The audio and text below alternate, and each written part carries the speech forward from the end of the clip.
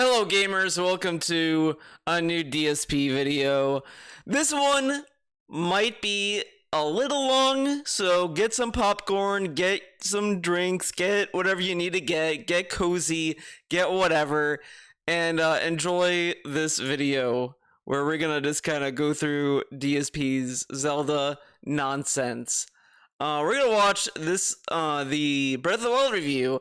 I think I played a little bit of it in another Zelda video I did about DSP, but we're just gonna skip ahead a little bit. Actually, I'm not gonna play from the beginning. We're just gonna jump ahead. You know, let's see what he has to say. Let's get a little bit more further in. Let's kind of get a little bit in the middle.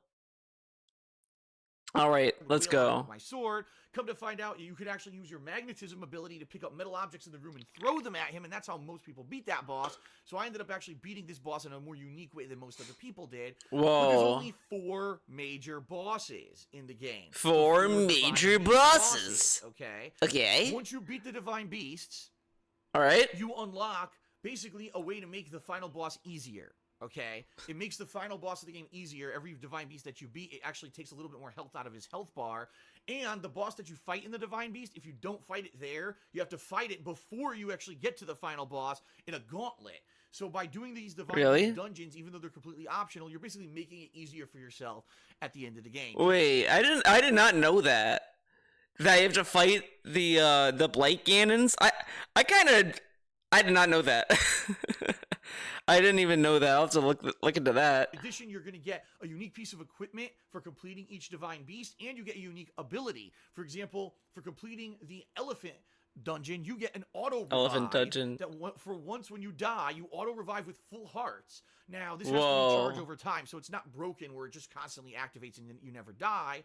But it's an incredibly good ability to get. I actually got that as my first one, and it made my playthrough way easier because I always got an auto revive even during these boss fights and everything, which was really useful. Same here, man. So, that being said, it behooves you to do these 4 Divine Beast dungeons that are laid out. That's true about every now, there's also an upgrade system when it comes to your equipment as you're exploring this world again. Oh wow, the upgrade system? Wait, he actually did the upgrade system? Whoa, man, that's way different.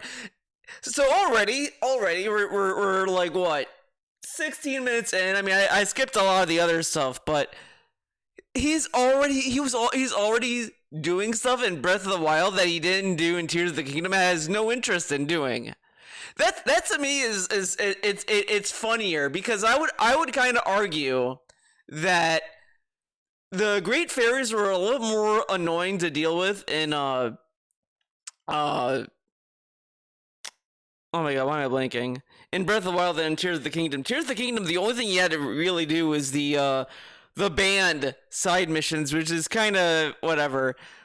So you had to do that, and then you just go to the Great Fairy, and the only time you're spending rupees there is to do the actual upgrade. Meanwhile, in Breath of the Wild, from what I remember, you have to give them rupees to just open up, and then you can just pay more rupees for more upgrades, I think.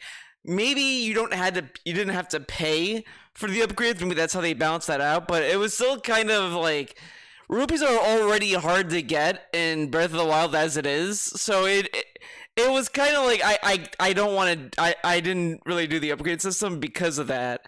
Meanwhile, in Tears of the Kingdom, since it's a little bit easier to get access to the fairies, it was more worth my time to get the materials to get the upgrades for them. So I think it's a little more intuitive in Tears than this, yet he doesn't want to do the Tears of the Kingdom fairy stuff because he has to do all these side missions for it, which I kind of get, but those side missions kind of go by pretty quickly. I think there's only one that that was a little bit more annoying, and it's the one where you had to collect certain fireflies at night or whatever. That I did not like. It's like I don't know. I never like missions that require a certain time of day or anything like that. I just want to do it, you know. But whatever. What do they call them? Great fairies. These giant female fairies that are always... Female fairies. Gotta specify that. Always been in the Zelda series. They're in this game too, and in this game, as you kill enemies, they drop loot. They drop loot items. If you kill a goblin, he might drop a goblin horn or whatever. Well, as you're collecting these items, you'll find out you're going to use them to upgrade your your armor set. How did DSP know that? Did the game tell him that?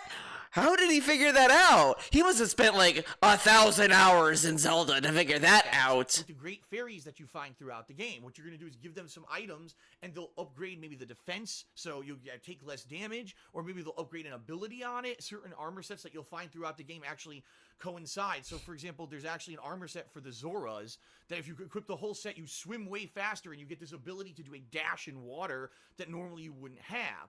And then by upgrading them with the fairy, you can get even better boosts and things from them. So there's actually an equipment upgrade system. Again, something that really has not been in Zelda, except I think there was one way earlier Zelda. Link to the Past had some equipment upgrades you could do. But it's not a staple there. It's like they're bringing in all these things. Degrading equipment, cooking, more simplified combat. He loved the combat! That to me is the funniest thing I've ever heard, because the combat system in Tears of the Kingdom is just identical to Breath of the Wild in every way. The only thing that kind of changed, and I'll link. I don't think I'll watch this other video I was planning to watch. There's a review of Tears of the Kingdom, which is actually a decent review. It's very critical of the game, but I think I kind of agree with a lot of this person's criticisms. But he brings up that the lock-on system in Tears of the Kingdom kind of feels more frustrating for some reason. Like, now he said in that review, it's a Neural video. I don't know if you've ever seen Neural, but in that review he said, like, he doesn't remember how it was in Breath of the Wild exactly, but he didn't remember having this much of a hard time switching targets with the lock-on system, which I kind of agree with. I don't remember having that problem either in Breath of the Wild, and Tears is a little more frustrating to the point where it's kind of like, I only use the lock-on just if it's one enemy, or if it's like something a little more like reasonable, but it's a little bit more fussy, but whatever. It's funny that he likes the combat system. Salving? They're bringing in crafting all into the Zelda mix, things that have really not been a staple of the series at all, and they're making it a more modernized game, which is a really awesome thing. There was a durability system in Skyward Sword, actually. Now, ultimately, there's other stuff to do, too. There's tons of collectibles. Whatever. There's towns. There's people you can interact with. There's side quests. Oh, my God. A ridiculous amount of side quests in this game. Again, I say similar to a game like Witcher 3, where every town you go into, you see people who need something. Some of them could be as simple as a fetch quest, go get me this item and I'll give you a reward. Some of them could be way more complex, where a person tells you a hint about something and it leads to finding a hidden shrine or a hidden item or something. What? Like that. There's tons of those in the— Wait a second. Dude. So, they give you hints about stuff, but where's the direction?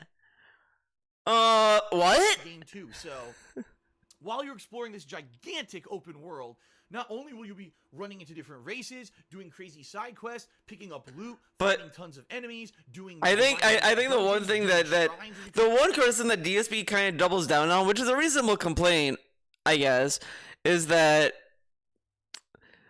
since Tears of the Kingdom uses the same map, all of that wonder you feel in Breath of the Wild doesn't really translate into Tears of the Kingdom very well, because you have already experienced it, which I kind of get. I kind of get where that criticism is coming from, because I do think that is kind of a shortcoming to a point, but I do think that there's a lot in Tears of the Kingdom that just kind of makes it stand up way— oh man, it stands up better than any other game. Like, I played all these other expansion games, and they just kind of feel like, okay, this is like, whatever. And Tears of the Kingdom could have had that same issue, but it actually kind of feels like a fresh game with the Sky Islands and the depths. Now, I wouldn't say— if you didn't like Breath of the Wild, I would not recommend Tears of the Kingdom unless you find a way to play it that's like not, I have to pay $70. Like, you have a friend that has a copy, that kind of stuff. But if you love Breath of the Wild, I think you'll love Tears of the Kingdom. That's what I don't understand why DSP hates the game so much. And to me, it exposes how fake this dude's opinions are when it comes to playing a AAA new release, because he just kind of rides that energy, and then when that game comes out again, it's like he just kind of doesn't care, because it's the same experience. And it's like I get that, but we'll get into it when we'll get into it, I guess. I just want to keep listening to this. This is kind of fun. Korok puzzles. Well, correct? The end goal of all of this is to finally go to Hyrule Castle and take out Ganon. And it's pretty easy, honestly, if you've already done everything else in the game. But really, I think what I can... That's kind of bullshit. I've watched him play Breath of the Wild. I think it was the first phase, because that phase requires you to do perfect parries with the shield, with the laser cannon, because if you don't, it's just gonna just be ongoing. Maybe there's a way to get around that, but it's just like you have to do. There's no way around it. It was to the point where I was doing it, and I was like, okay, I have to like fucking. I was mastering it as I was doing that fight. So that's kind of bullshit, because he did struggle at that point. It was either that or the second phase. Because the second phase, you had to like chase Ganon down on horse, and that's kind of a pain in the ass to do too. But whatever. I can see is this game lends itself so much to replayability. Maybe at different points in the game, you try to challenge Ganon with different strategies, right? Oh, well, because I killed 2 divine beasts, I only have to fight 2 of the bosses in a gauntlet before I get to the final boss, Ganon. And you know what I mean? So I can see people doing different runs and different challenges in this game, leading to massive replayability. But even if you don't go for replayability, this game, like I said, just my playthrough. By the end of my playthrough, I'd done some 80-some shrines, and there's 120 shrines total in the game. I think I got like 70-some Koroks, and I'm trying to remember the final stat. I think I'd played over 60 hours. I'd done all the divine. Whoa, 60 hours? Whoa. I'd done all this stuff. Whoa, 60 hours. Now, he's complaining that Tears of the Kingdom, he's like 40 hours in. By the end of my playthrough, I'd played over 60 hours of gameplay, okay?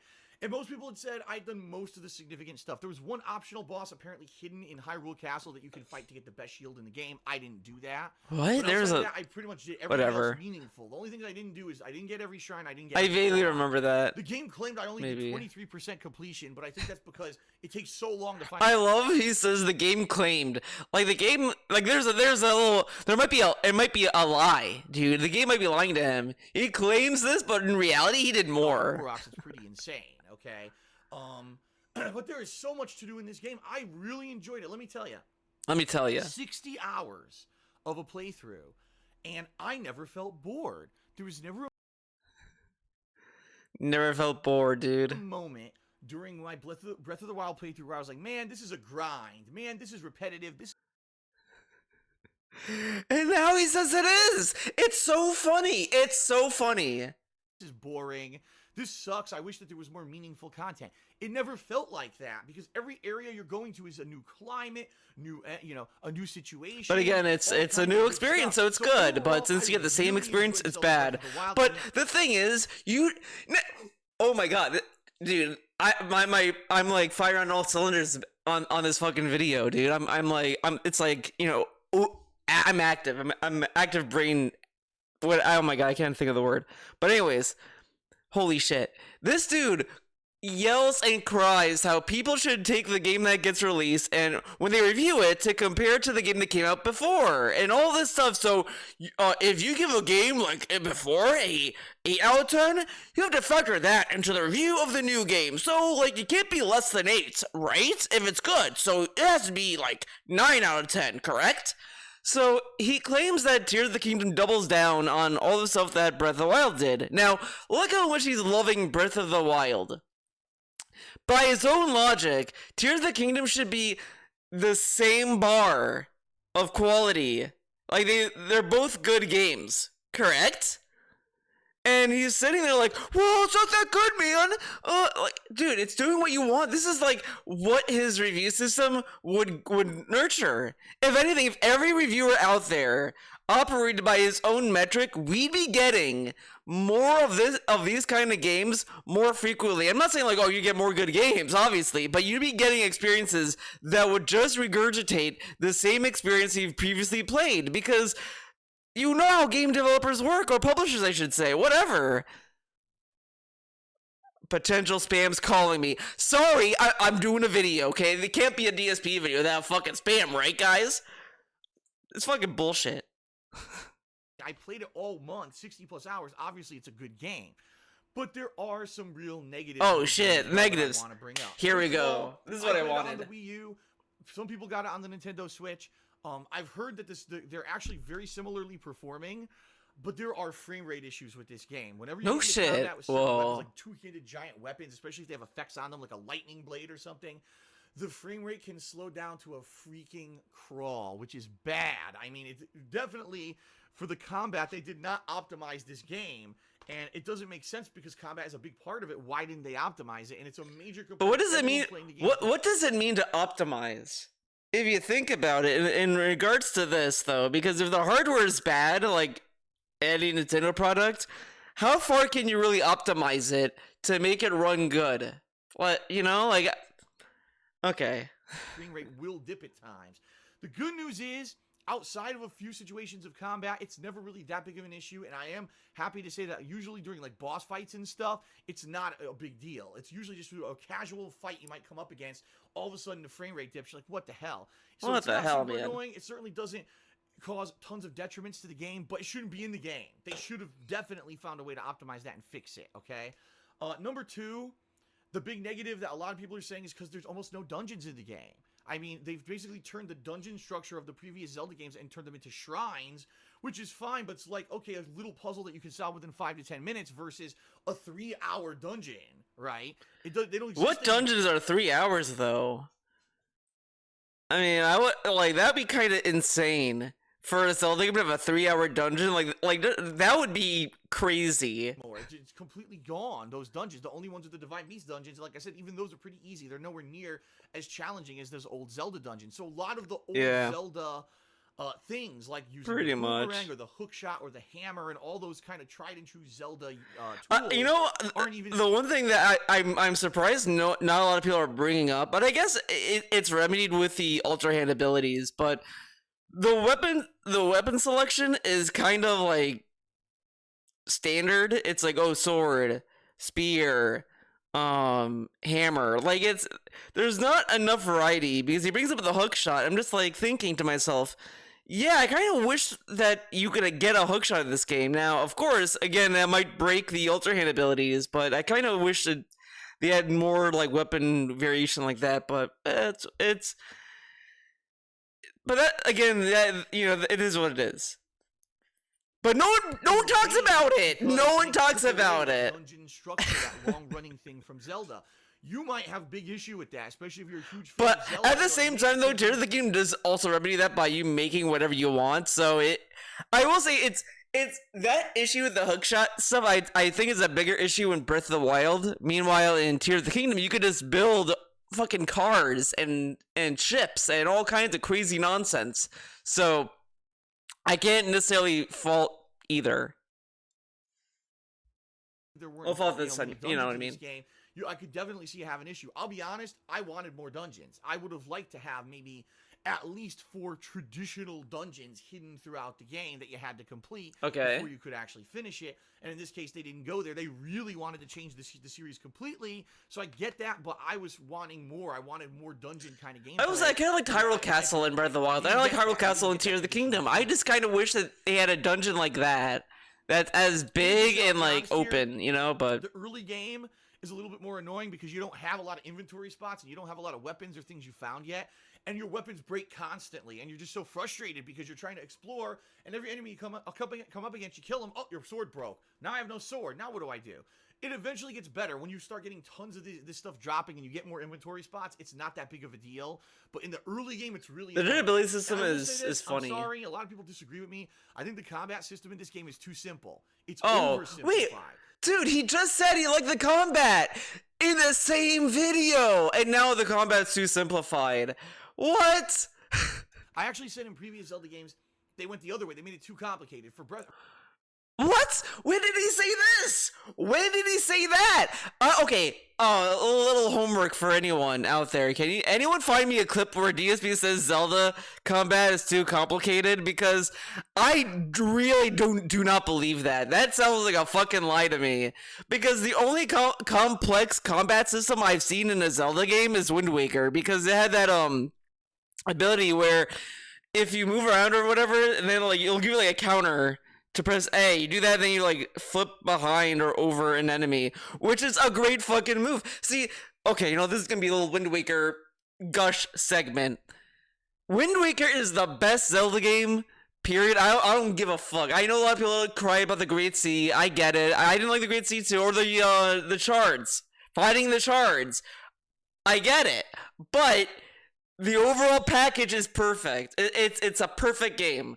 The combat is smooth, it's fun, it's addicting. Like when you first get the Master Sword and you have to like fight all the enemies in Hyrule Castle, that is like the best part of the game. It's so fucking good. You have all these like little enemies, you have the knights, and it's like, wow, this is great, great segment, fantastic segment, and that like dodge mechanic is so much fun. There's like a they're going like, God damn, Nintendo, please just port Wind Waker to Switch. Just do it. Fucking do it.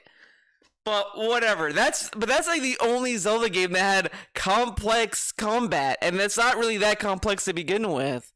The only complexities that you could also delve into is just enemies that require you using certain items. And then there's Skyward Sword, but Skyward Sword is a garbage game anyway, so I don't fucking think about it, to be honest.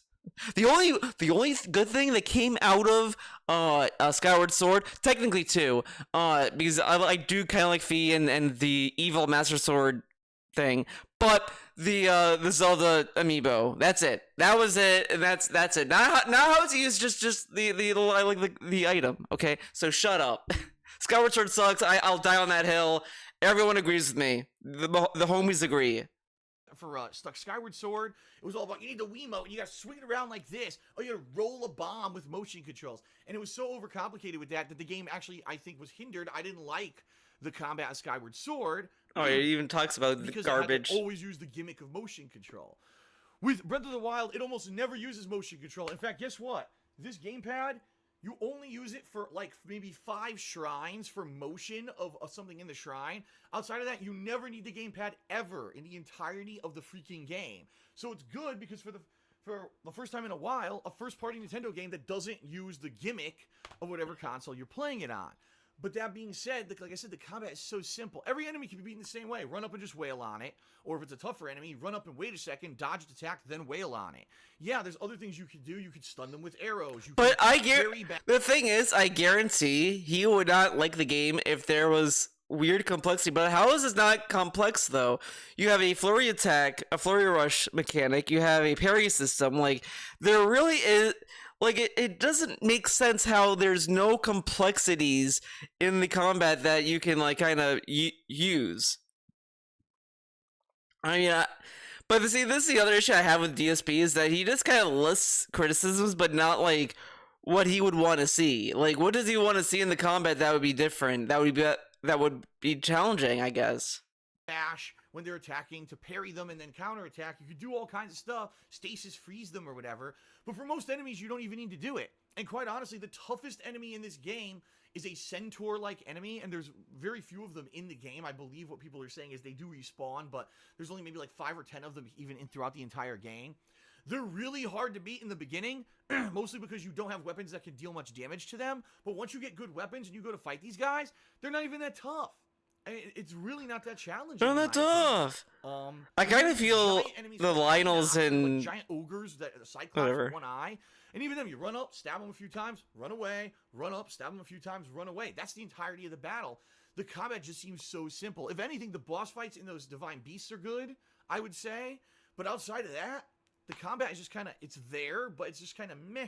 It's been done way better in previous Zelda games. So for me, that's a big detriment because they obviously wanted you to focus on the combat, but I think what the problem was, they wanted this game, since it was such a departure from previous Zelda games, to be open to wider audiences and to be a game that more people could pick up who hadn't played the previous Zeldas.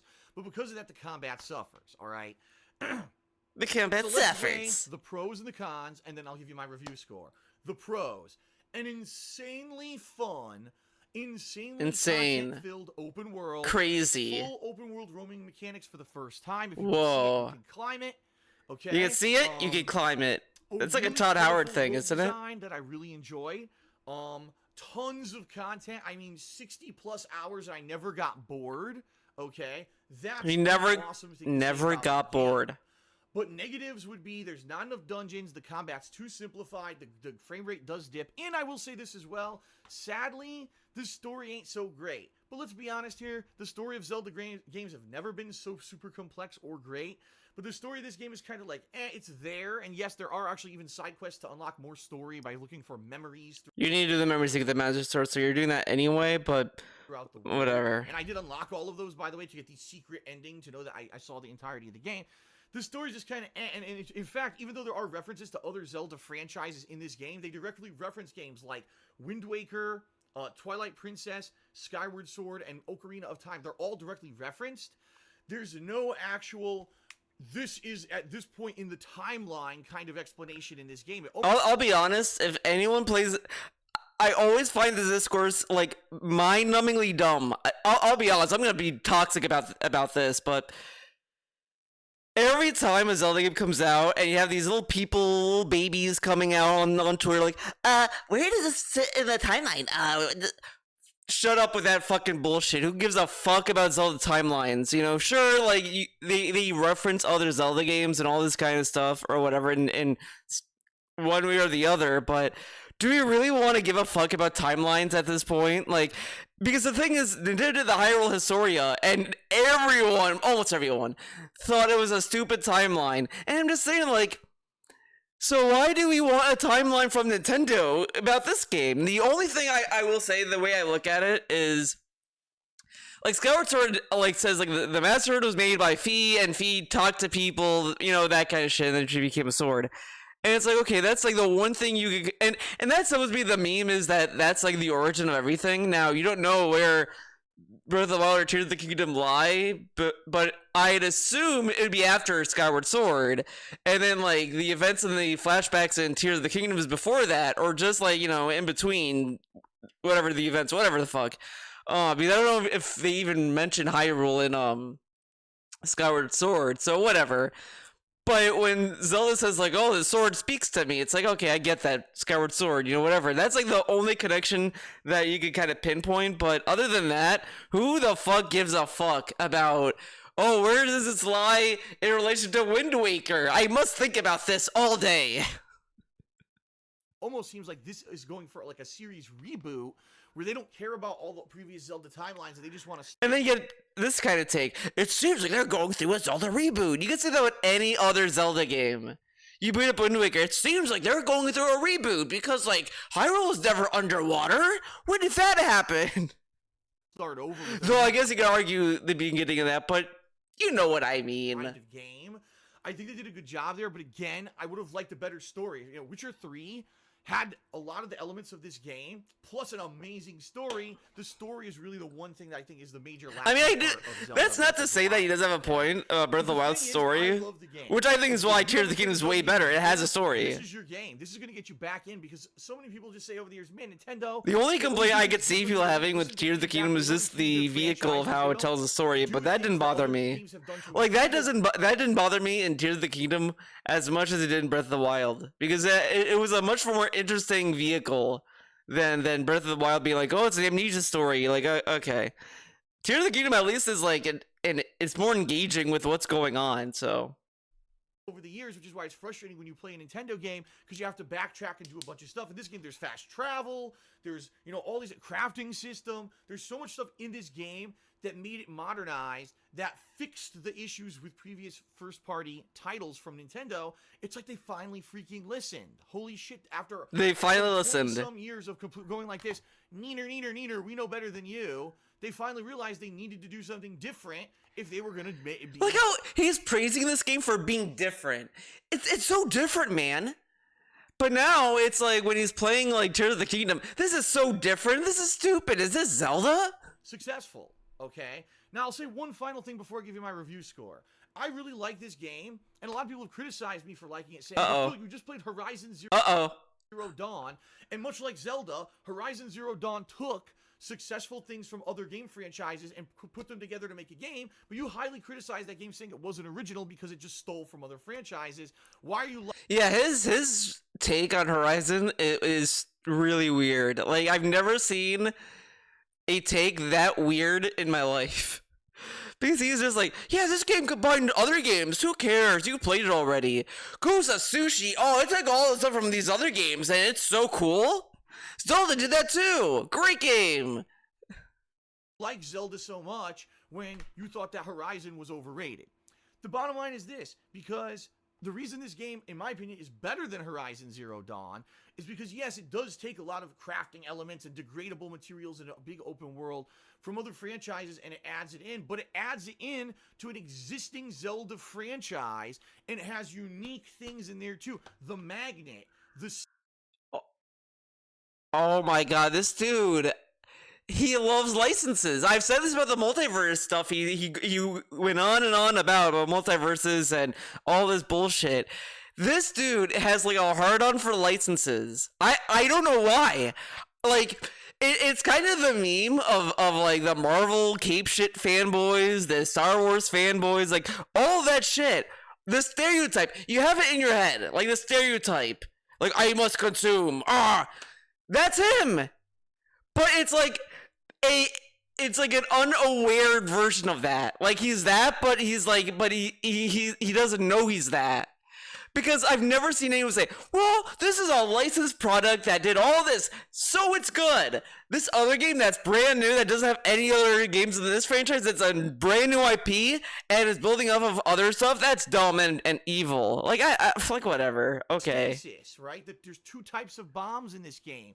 The cool kinds of side questing, the things that are in this game are original to this game, plus it takes things from other franchises, okay? It's not just, oh, we stole from everyone else and slammed it into a game and sold it. No, they did take things from other franchises.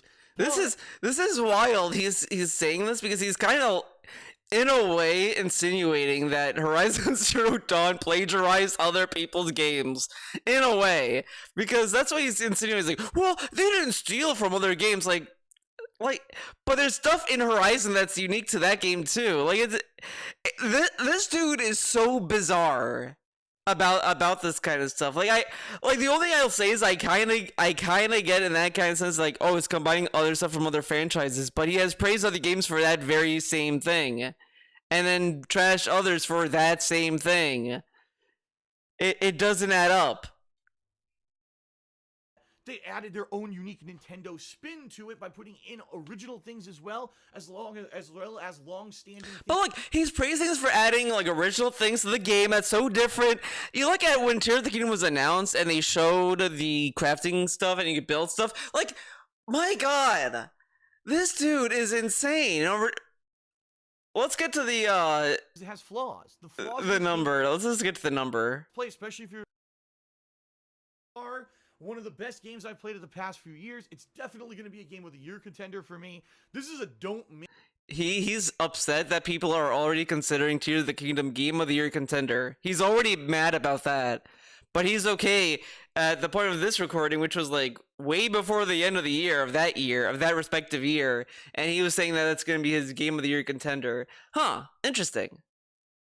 If you love this kind of game, and even if you don't, even if you're not a fan of Zelda, don't be afraid, because it's a first-party Nintendo game that you're not going to like it. I think you will. What does that mean? Don't be afraid. It's whatever. The only detriment here, guess what? It's only on Nintendo consoles. You either need to own a Wii U or go buy a Switch, which you can't right now because they're all sold out. So you're out of luck if you don't own a Nintendo console and you don't want to buy an entire console just to play this game. In fact, this is the last major game for the Wii U. They've already said the Wii U's done. It's out of production, and they're not going to be making any more games for it. So you want to buy a whole console just to play this game, and this is the problem with Nintendo. What? They don't listen. They actually think they should still be a console manufacturer. Oh my god. Why? Why is this in the video? I want to hear this again. Games for it. So you want to go buy a whole console just to play this game, and this is the problem. This is a problem. It's a problem for a company to want to make a game for their for a console that they make. That's a problem. So if you go into the game industry business and you want to make a console and make a game for that, that's a problem. Why did you do that? Don't do that. You should be a PlayStation or Xbox company. Don't fucking bother. Even though Nintendo is an established company with consoles, they should just say we give up, even though our consoles sell enough for us to continue. With Nintendo, they don't listen. They actually think they should still be a console manufacturer. They shouldn't. They shouldn't. A third-party games publisher that sells. Why? Why should they be a third-party company? They've proven themselves in the past that they could make like it's just they want to do their own thing, and that's why it's kind of like I get that people want like Nintendo to make better hardware and all that stuff, which is fine criticism. Like I get it, but at the same time, like it's obvious that they don't give a fuck, and people and they just want to sell whatever they want to whatever they want to put out. So it is what it is. It's a losing battle if you really want them to have ray tracing. Games on multi-platform, but I get it. It is what it is. They won't accept the fact that they are archaic. The Switch just sold, and it doesn't add anything. The graphics are outdated. Look at his reaction out now. It's also good to keep in perspective that at this point in time, he had a Switch. It broke. He didn't have a Switch for a while. This is before a fan gave him a Switch. So he had his hate boner for Nintendo was like 10 times bigger that day because he just couldn't play on Switch. So he's like, if I can't play on the Switch, no one should get it. It's a garbage console. It's stupid because this dude has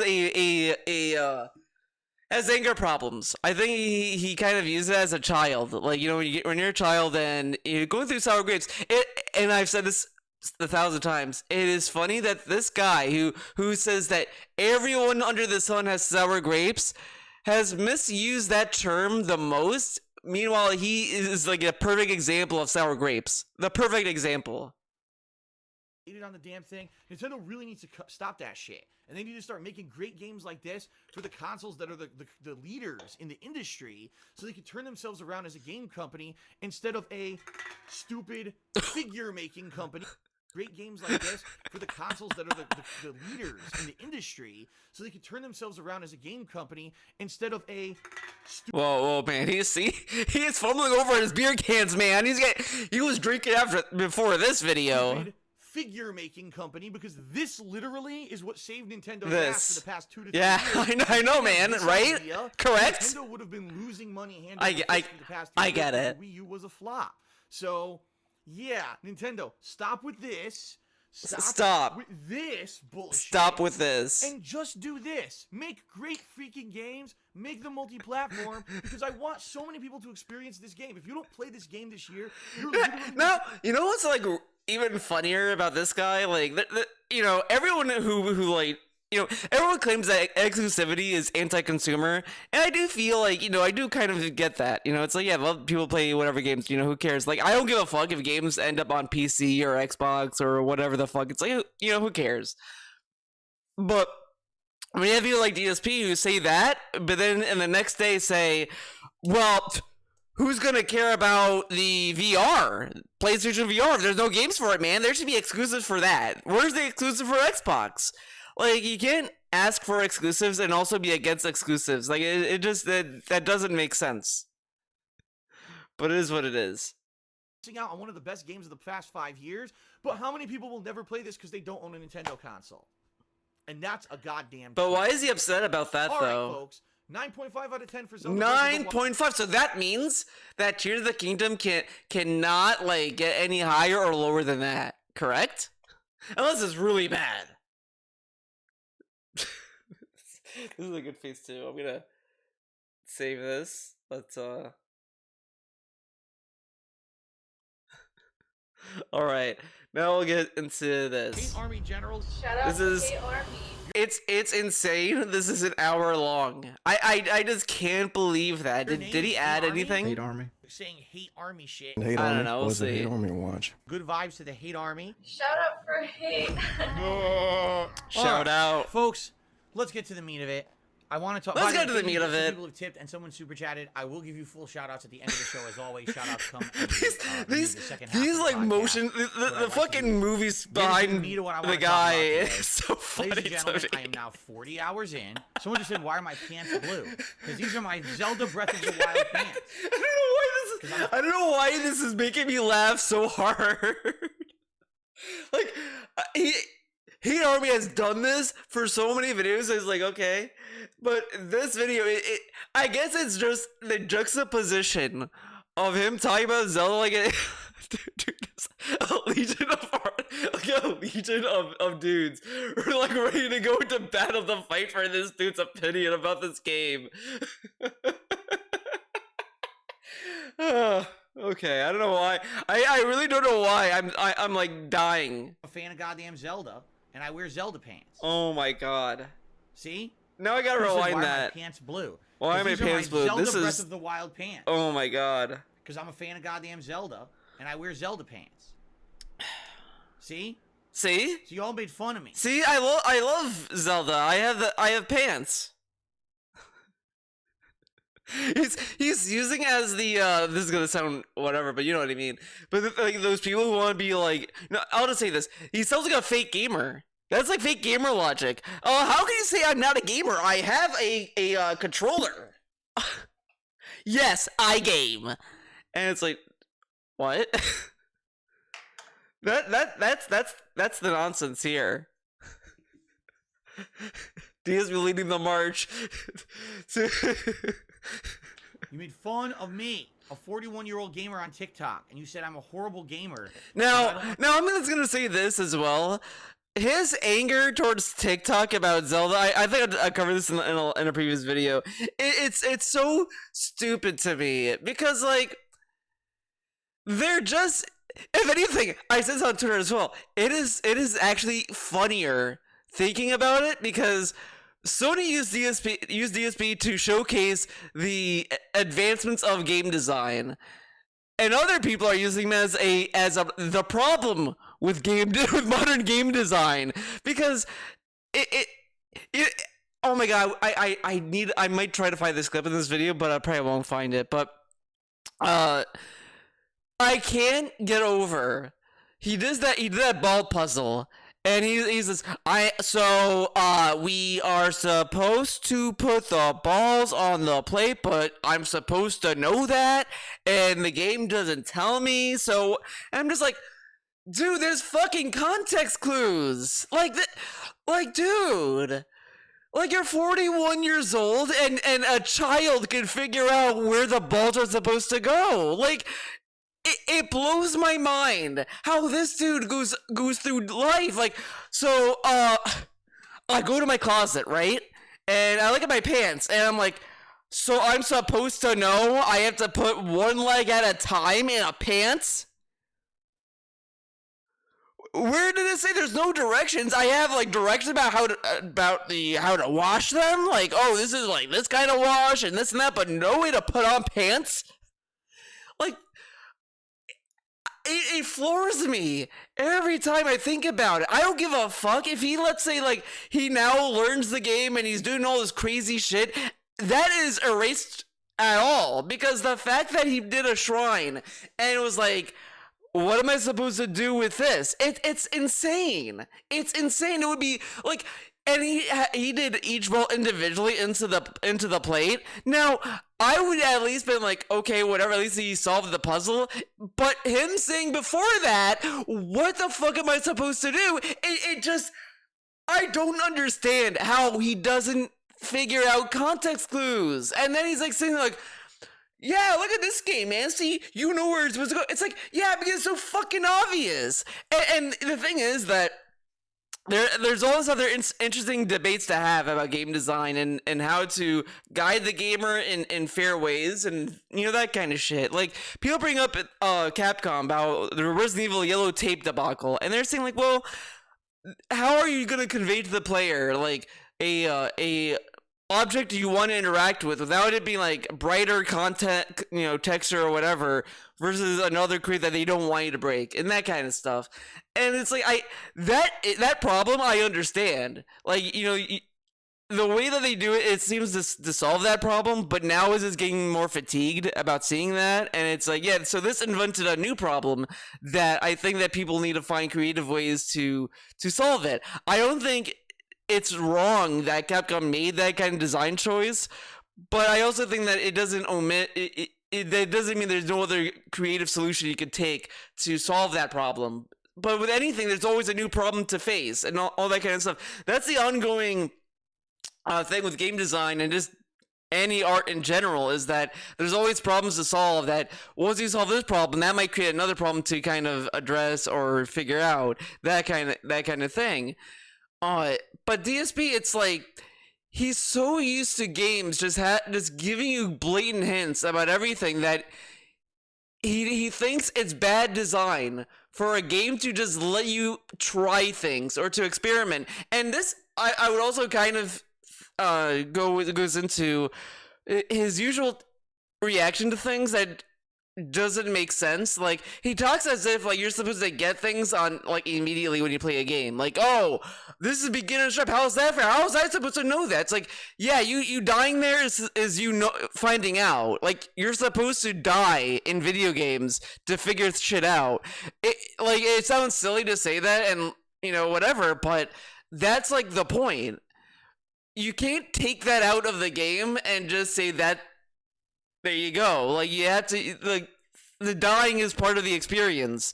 So that's why when he says all this shit, it's like, you're playing a video game. Like, how are you supposed to learn without trying? Like, it's like it's an ongoing issue where it's like, why does he act as if like he can't fail at something to understand it or to learn? Like, he has to succeed to learn. He can't fail to learn. He has to succeed to learn.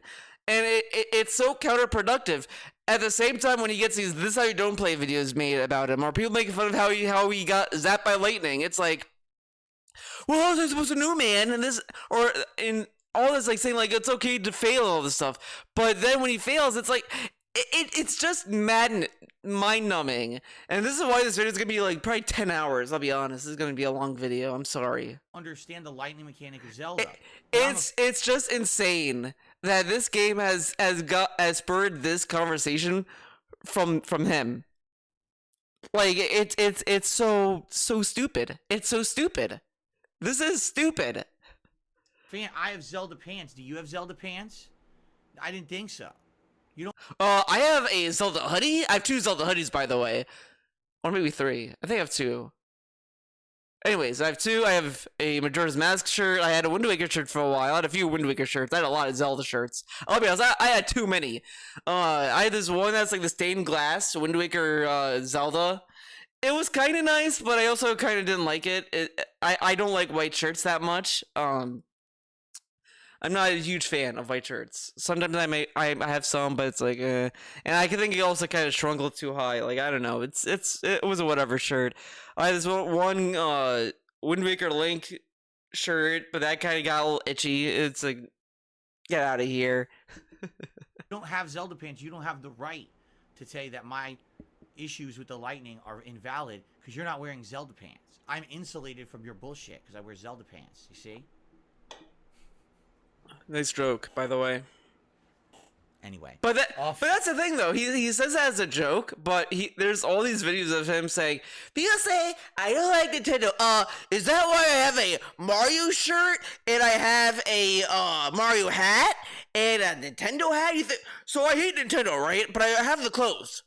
It's like, there are people who just buy shirts. Like, there's people who bought the Mega 64 Death is Certain shirt that didn't even know what Mega 64 is. They got that shirt and it was like, and they're probably not fans. Not all of them are, by the way, but it's like, yeah, people just buy clothing, man. But these are pajamas. Like, he's wearing pajamas and he's like bragging about it, which is kind of funny. He won't wear this outside. Isn't it ironic, right? Correct? That the shirts he wears outside are like the Air Apostle shirts, these nice shirts, whatever. Insinuating that the gamer shirts he wears, he doesn't take outside.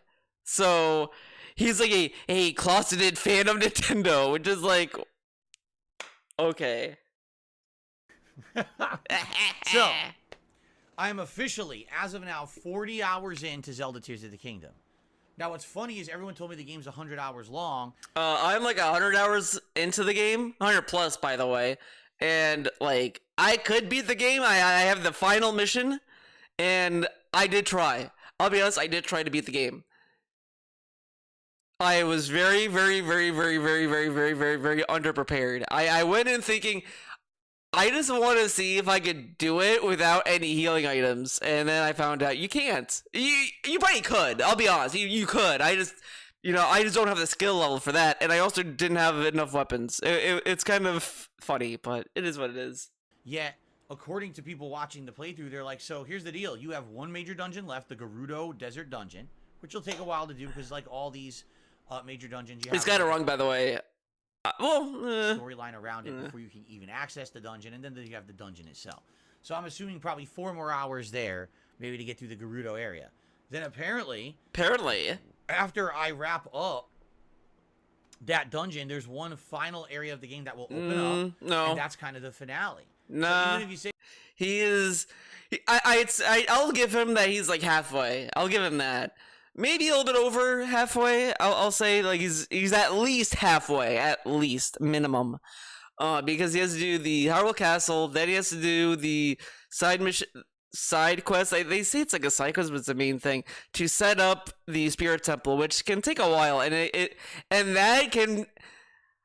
that might take very long for DSP because you have to do a lot of searching. Like they'll give you a guidance to get to like Kakariko Village, or as DSP says, Kakiriko, which is not right at all, but whatever.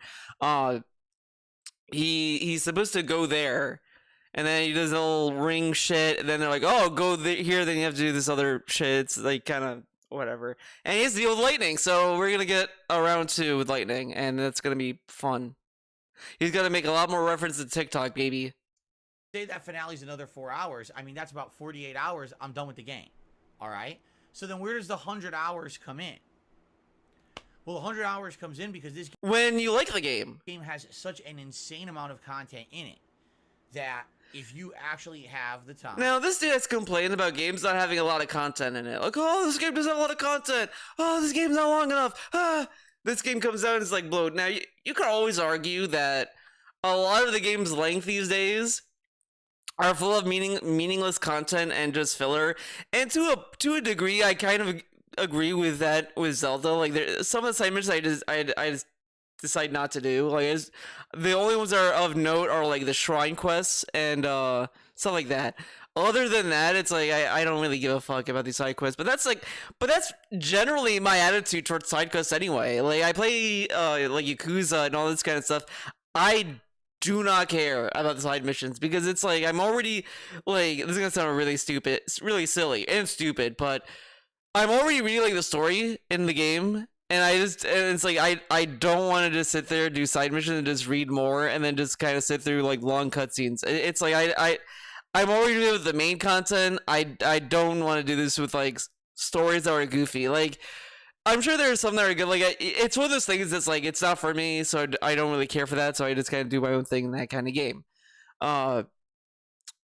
So that's just my attitude in general. I would agree that there's stuff that's bloat, but I just kind of don't do it. To fully I do what I want and extrapolate and do everything that's in the game. Extrapolate. Right? I hate this word salad. That if you actually have the time to fully explore and extrapolate. Like, why not just leave it at, if you just fully explore the game, you just explore, extrapolate. I hate this dude, man. I hate this fucking word salad he does. And do everything that's in the game. All right, you basically could spend 100 hours in it, and you could, have a lot of meaningful time in that. But for me, who I've been balancing this game with other playthroughs, as you know, and someone who I knew this month of June was going to be incredible. But this is what's insane, correct? He plays these other games in a long way. Like, Oblivion felt like forever. Like,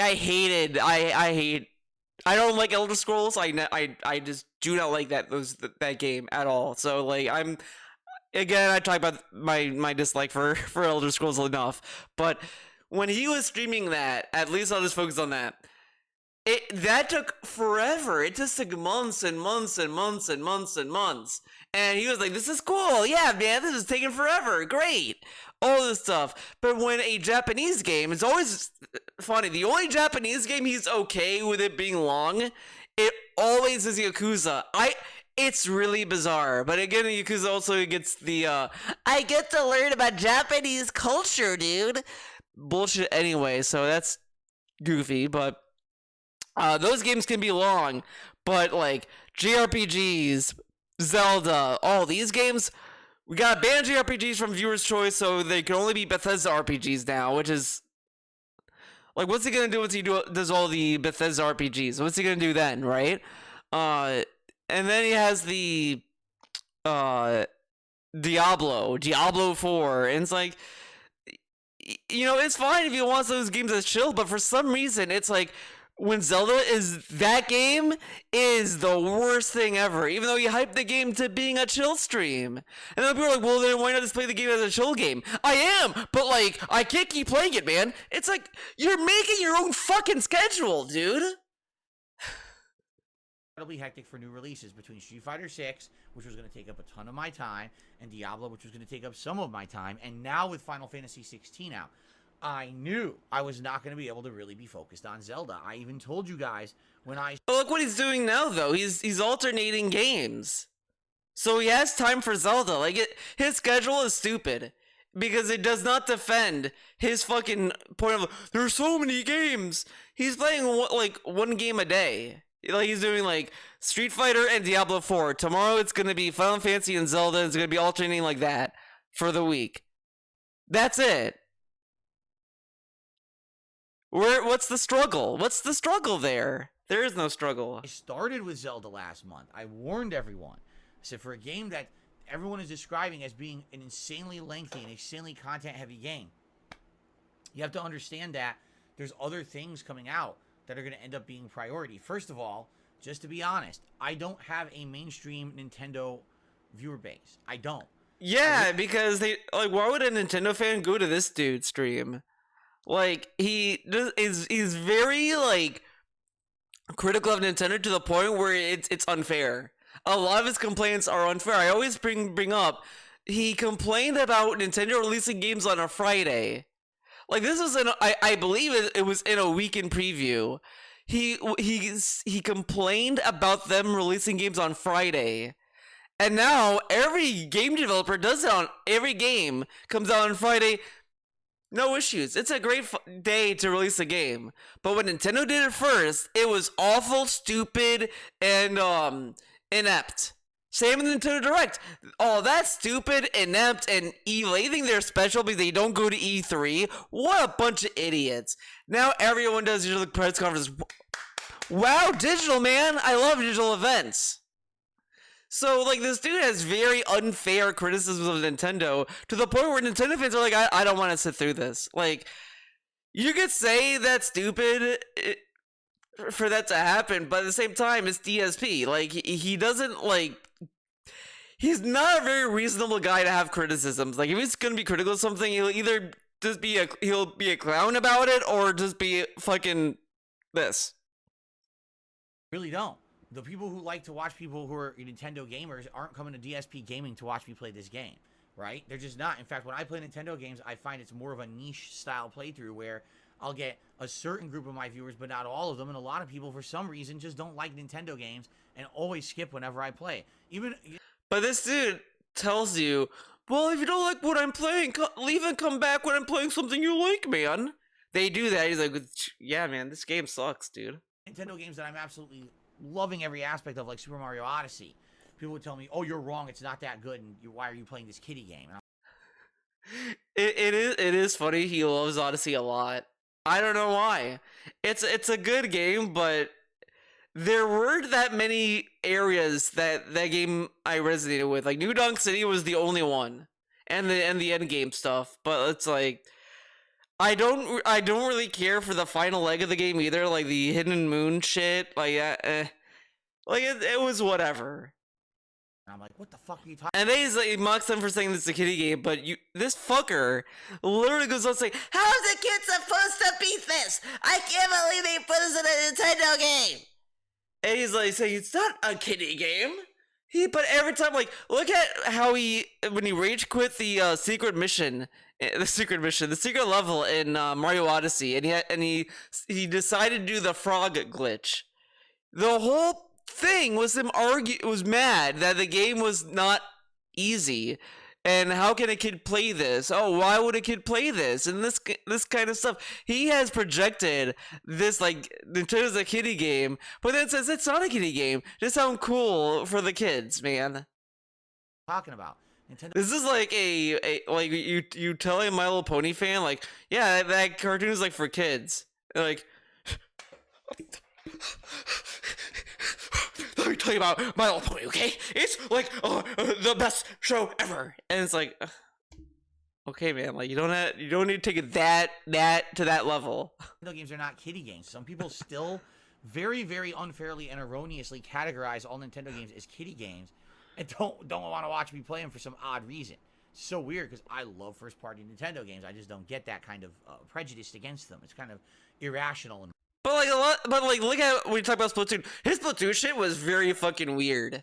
Like it's kind of like a lot of his stuff about Nintendo and Japanese people in general all kind of come off xenophobic.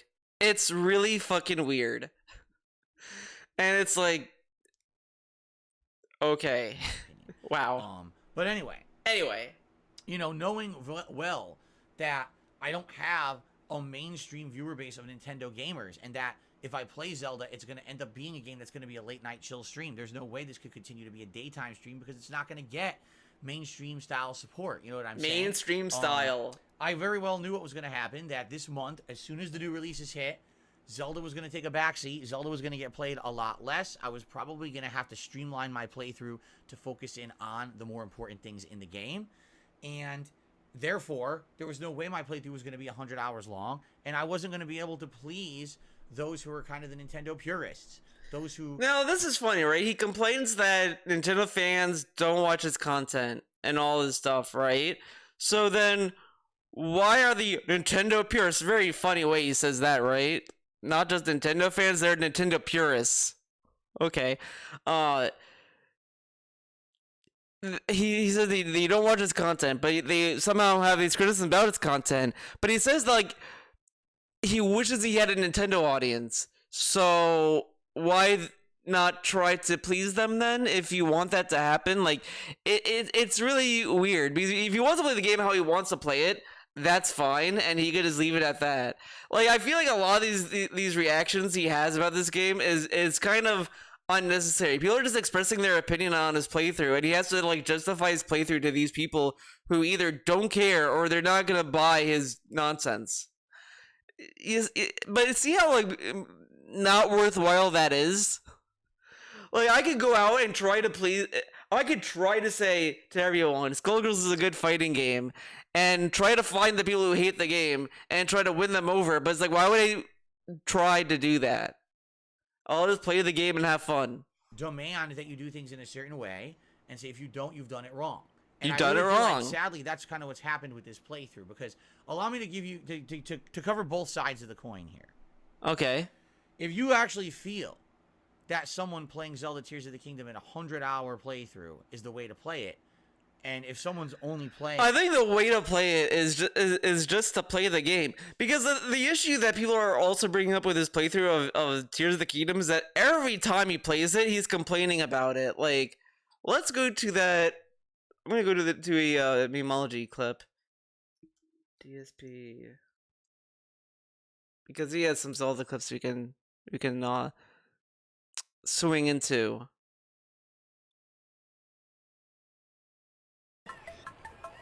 I need banana. Wait. Tasty banana. No, that's not it. Whoops. It was something completely different. Tasty banana. All right, here we go.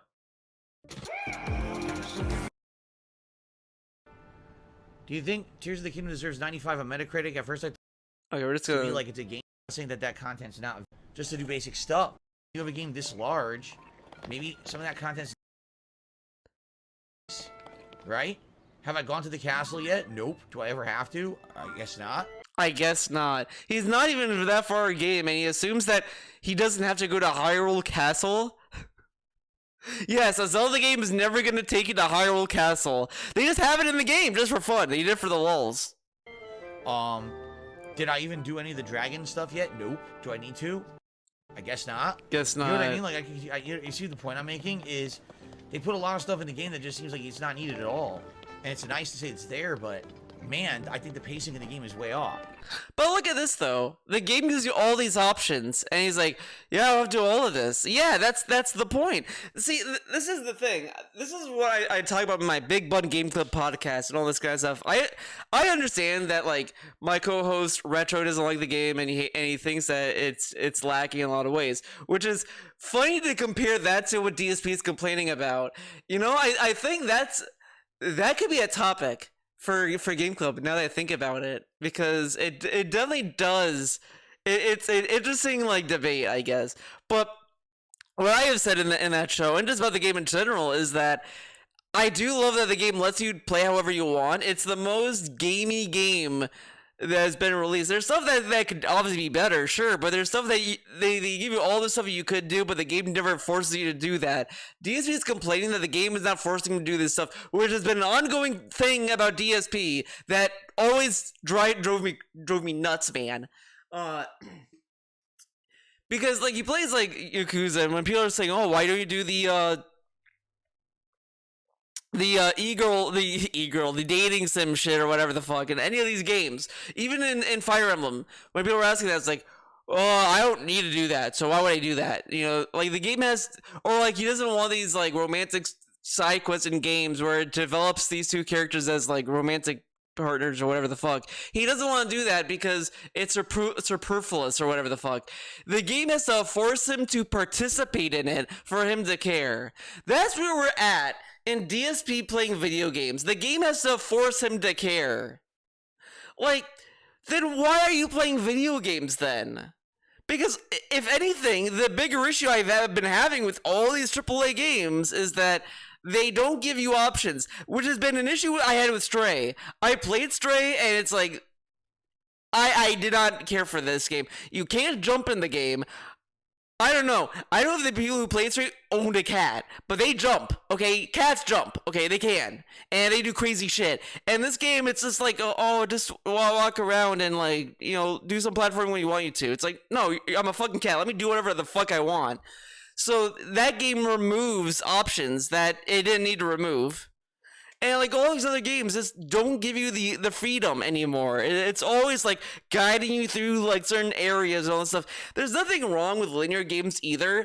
My issue I have is games that act as if they're open but they're not. Like at least just not give me the illusion of that. Like that would like just don't fucking waste my time about that. Like Guardians of the Galaxy, I do think it would have benefited if it was a little more open, but the game never made me think, "Oh, this is an open game. I can do whatever I want." Oh no, I can't. It's at least it was like honest in the structure of the game and how it's supposed to, you know, you go through it.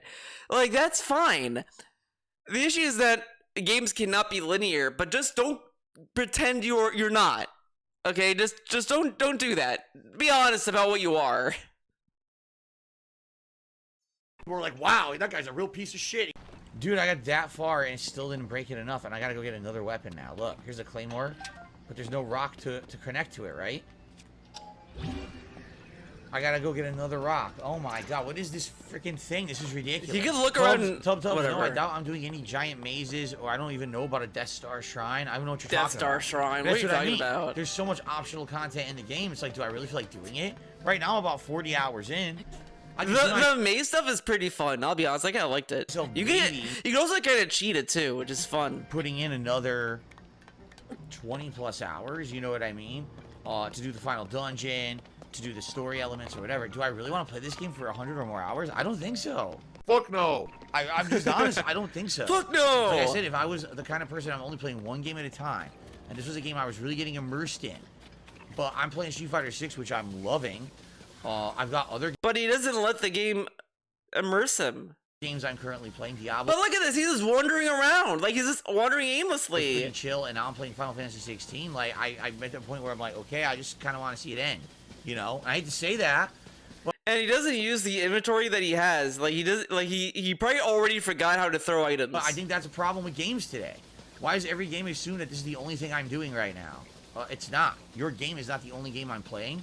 And quite frankly, I don't feel like the game is really holding my interest as much. It's alright, the open world's alright, but look how far I gotta fucking get just to break this cave. I have to go look for a rock over here. Wow, this really isn't tedious and time killing. You don't need to. I'm too busy, as you guys know. He doesn't need to go that far, and he could also like find a rock, fast travel back there too. But he doesn't do that because he likes wasting time. This game is your outright. Look, he's walking back. Now, of course, you have to load, but you know what's longer, walking back like this or to fast travel? No, I don't know what the hell that is, nor do I care. I'm not building. I received a $2 tip. Experience. Yeah, it seems like a. My whole night's busted. We're gonna skip ahead. 1 hit, 11. Oh, let's. Look at this. Look at this. Now, I gotta ask a question, right? Why would you do a spin attack when the enemy isn't stunned? Like, you know he can attack you.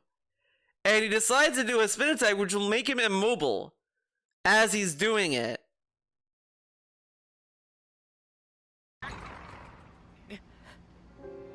One hit, 11 hearts. He didn't upgrade his armor. He might have done like one upgrade, but he doesn't do the other upgrades because he has to do the stupid side quest, man. So he can't really complain about the hits. If he's not gonna upgrade his armor, he's gonna have fun. He's gonna be cooking when he goes to the final area. I'll tell you that much. Hearts.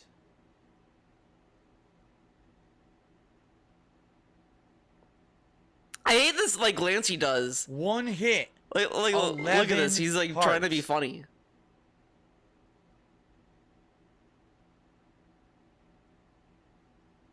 Brother Bellbox says, "Do I think open world games have become?"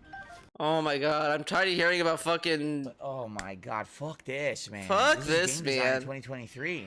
This is game design. Yikes. I gotta play a game. Okay. Waste my time on bullshit, right? This is what Nintendo doesn't understand. Wait, where I want to get to the Master Sword stuff. And now everyone just gets to sit around and play their game for fucking 100 hours within a week. People have time. They want to enjoy the game and do stuff they're doing. Oh, here you go. Here's what I'm doing tonight. Look at this. Because there's my 2 hours. There's like misinformation says, he was you getting. have to upgrade your stamina. I did. I have 2 stamina bars. The problem is it takes too fucking long. Everything in the game is too time consuming and takes too long to do. It's not like I can just go do it now. That's another. No, he has a hours fucking wasted ascend time. feature. Why Everything can't he in the game just is do hours that? and hours of wasted time. That's the problem. This dude has the ascend function. You can ascend all the way to the top of that. No, you'd much rather do this. But it's the game's fault. The game, I got it. The game needs to put like a big red like circle on surfaces you can ascend through. So you know what you can, instead of just trying. Because the thing is that's funny about the ascend feature, I feel, in my opinion, that there's this walls you're not supposed to do that the game does not want you to do it, and you can do it anyway. If you just walk in certain ways, you can get it. You can squeeze it in. I don't have the time to waste. But he does this. He does this. This is Nintendo's fault, by the way. Have fun and enjoy myself. I don't want to be wasting time grinding just to do the necessary shit. Really value your time at all, and that's a big problem in my opinion in 2023. Yeah, the game. Like you have to learn shortcuts in the game. DSP doesn't want to learn. Boring, dude. I don't get it. I really don't understand it. What's going on? Now Top says, "Oh, you missed her. You I don't know what's going on. have to cure the Deku tree." Fuck this game. Fuck this game.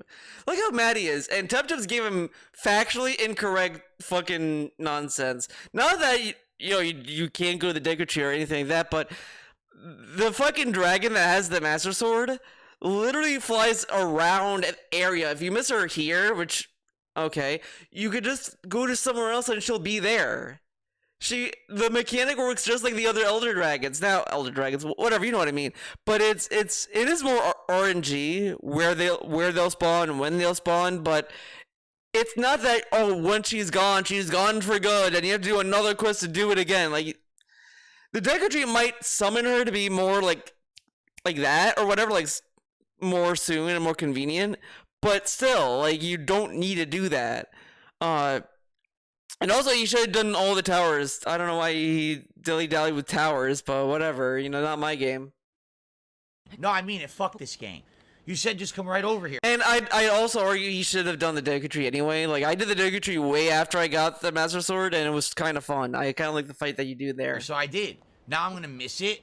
Why? What did I do fucking wrong? I came right over here to do it. This game is fucking stupid. No, I don't want Now look how mad he is over to do nothing. another side quest. And the thing is, the dragon, like, he knows how slow these fuckers are. The dragon moves like this. Very slow. Like it probably by the time this video is over, the dragon's gonna move to a different area. Correct? I just did the fucking side quest to do it. And I Why like the how he fuck do I calls do this a side second quest. side quest? The Dragon Tears were side quests. The thing that gives you the main story is a side quest. How about Okay. the Deku Tree can kiss my fucking ass, and I get the Master Sword? How am I taking forever? How am I taking I went right forever? here. I haven't unlocked the fucking region yet. How was I supposed to be faster? What the fuck are you talking about? How am I supposed to be any faster? Look how mad he is. No, nothing. It's insanity. What you're saying to me This is is insanity. this is the, like, How the fuck was I gonna be faster than that? he can also I just never get even to been the here tier, yet. whatever. Fuck this game. Fuck You this, can't really. man. You get Fuck to the point where I this. just like, what the fuck? Why do I want to play it anymore? Why do I Yeah, I play really it? want to do another fucking side quest. Look at this baby rage. Pure baby rage. This is stuff like a toddler would do when they're not getting their milk in time. Like they're out with their parents. And they're like, I want my chocolate bar now. And they're like, Billy, you have to go home, and you'll get your chocolate bar. I want it now. This is stupid. And then they get mad. They start throwing shit. Then they're like home in like 2 minutes, and they're like, oh, I got my chocolate bar. Yay. Quest line, right? This fucking sucks, man. Watch, I'm gonna be just too short to reach the tail. I guarantee it. I'm gonna be just too fucking He's gonna short. make it. Like, I saw This like is gonna suck. I'm gonna be so fucking pissed. In a minute, I'm gonna be so angry. And I'll be honest, this part is fake rage, because I've never heard DSP genuinely say, I'm gonna be so pissed. He's like, I'm gonna be so pissed and angry. Fuck this. Like, he knows he's gonna make it. Give me the fucking boost, you piece of shit. Now, I will say, Here. that this is misleading. This is a misleading video, because he did get the sword. He did get it. So, this was, misinformation, okay? See what I mean? The trolls? Through it 40 hours. I'm assuming and you did for they're a month into the the game and lulz. barely making progress and crawling along, and then along the way complaining about certain game mechanics, you may be pretty upset. And the thing is, I know for a fact that there's a group of people that's the case, where they're watching my playthrough and they're like, dude, he's not taking his time with the game. He's skipping all of this. And the thing is, I know for a fact that there's a group of people that's the case, where they're watching my playthrough and they're like, dude, he's not taking his time with the game. He's skipping all of this content that he's coming up against and just running right by it. It seems like he's really rushing through. What's funny is, I want you to understand what I just said. I'm 40 hours into the game. I probably still arguably have another 8 to 10 hours if I even just want to just go right to the end and beat it. So you're talking a 48 to 50 hour playthrough, and people are complaining that I'm rushing through it. Now, this is where the funniness comes out, man. He's only 40 hours in through technicalities of what we just saw, where he refused to use the ascend feature to go up the fucking rocks, right? So he's in a way making the playthrough longer than it needs to, just lengthwise. So he's kind of filling his own content with blow, which is very ironic, but there's that. The other nonsense with this statement is that every time he's been playing this game, he has openly said, I just beat through this game. I'm skipping all this stuff, man. Oh, look at this. He even bragged in that session when he got the Master Sword that, oh, I skipped stuff to get the Master Sword. Oh, I skipped this whole side quest. Oh, I did all this stuff. Oh, I'm not doing this. I'm not gonna go to the Lost Forest to do fucking Deku Tree shit. Fuck that. All this stuff. He has openly bragged about skipping content, and he's like, I'm not fucking rushing the game. I have 40 hours in. Because obviously you can't spend more time in a game and also rush at the same time, because the rushing is the criticism of him of what he's saying. Like, a lot of people are saying he's rushing the game off of his own fucking playthrough. If you watch it, there's like numerous times, like the infrequent times I've been tuning into his Zelda stream, it's just like that kind of nonsense. Like, I'll even go to DSP's actual channel. We're gonna go to a random Tears of the Kingdom stream, or whatever. He's playing Street Fighter 6. What's it gonna be? Fucking Geef? Bullshit. Geef is stupid. Okay, let's try to find, man, why is Zelda hard to find? Okay, there we go. Let's just tune in. Hello, everyone, and welcome back to Zelda Tears of the Kingdom. It has been about a week since I played, and Okay, we're just gonna skip ahead. Time Temple, this isn't the Time Temple, this is the Forgotten Temple. so I can't see my piece here. Nah, that's not right. That piece can't fit, right? There's no way it can fit. No way it can fit. It can't fit. I need a no, it will not fit that way. Are you? Okay. Okay, this is boring. I am not gonna bother. I do want to see what he's doing in stream. Let's see. Is he gonna be on break? Online.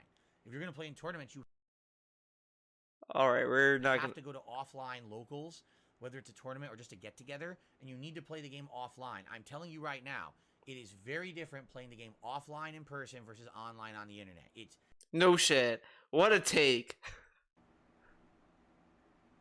But you know what I mean. I'm sure someone knows what you know what I'm talking about. That he brags about rushing through the game and not doing all the side missions. I'm not doing all the shrines, all that kind of stuff. He has bragged about this. He's like, why do people think I'm rushing it, man? Does that not really make sense from if you're not playing the game? All right? From an outsider's perspective, just listen to that. He's almost 50 hours into the game and people are saying he's rushing through it. Do you see? Do you see the dichotomy there? Do you see the disconnect? Any other game, if you said, "Wow, someone's 50," but the other thing about his playthrough is that he doesn't really sound like he's enjoying it. Like it just sounds obligatory. Like he has to play it because he knows he's gonna get shot. That's why a lot of people are like wanting him, or like he's gonna drop the game. He's not gonna fucking drop it because I know what this fucker's gonna do once he beats it.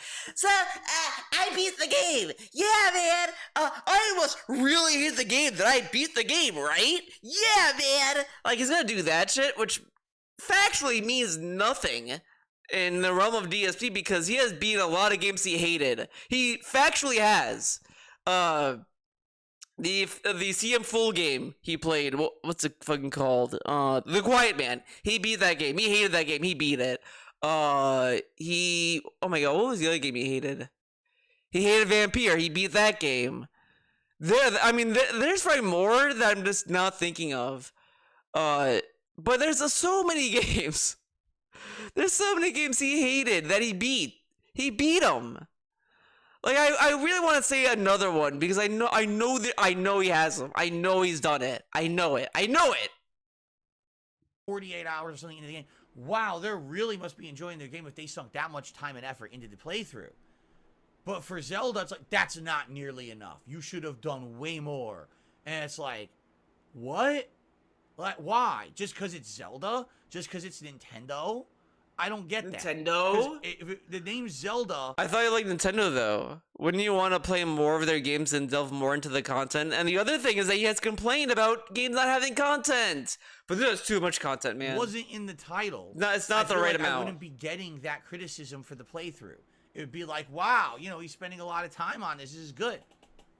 Do you see what I'm saying? Like, I don't think that would happen. There's so many games he spent forever playing that people were just like, this is awful. This sucks. I really do feel that way about the game. Now, here's the deal, and I'm going to say this again. I like Zelda Tears of the Kingdom.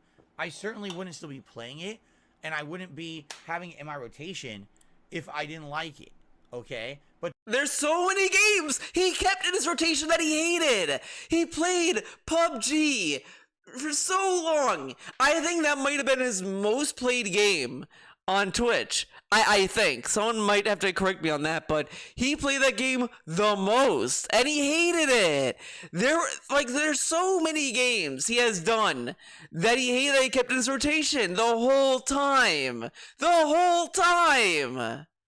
So this statement it's worthless. It's garbage. It's so garbage of a statement to make. But there's certain things I really like about it. There's some things I kind of like about it. And then there's some things that I really feel like are just, not done well. And I've been very vocal about this, trying to be fair with the criticisms aren't fair though, and giving you my honest perspective. And I'm well aware that most people probably don't agree with me. And there's a couple reasons. Number one, because Nintendo has that fan base of people that kind of feel like Nintendo can do no wrong. And I hate this shit every time it's talk about Nintendo fans. I fucking hate it because like I know what he means because there are definitely people that will just eat shit. Whatever. I get it. But that's with anything. Like, it's not a Nintendo exclusive thing to have. There are people who love fucking DSP that eats whatever shit he fucking puts on his fucking stream. So it's not unreasonable that there's fans that are just willing to deal with it, to play games that they like or whatever. But the issue is that he acts as if it's a Nintendo exclusive like trait, that Nintendo is the only company in the planet to have fans that act this way, and then to bring it up as if it's like an everyday occurrence to him. It just doesn't. It's just meaningless because I doubt the Nintendo fans care this much about DSP's opinion on this game. Like, look, okay, there's this critical review, right? This review is critical of Tears of the Kingdom. Let's go to the comment section. Did the Nintendo drones come in and be like, you're an idiot, fuck you? An easy trick to make the overworld fresh is to have a terrible memory and forget 90% of it. Wow.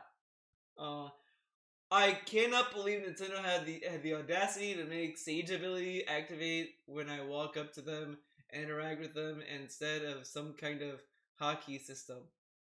I agree with that. Oh wow, all these comments, to a point, pretty much go along with this guy's opinion of it. Huh, interesting. By the way, this is a good video. I do like this video, even though like he's very critical. Like, buddy, you sure? Not everyone saw Breath of the Wild as a masterpiece, but I think pretty much everyone agreed that it needed to happen.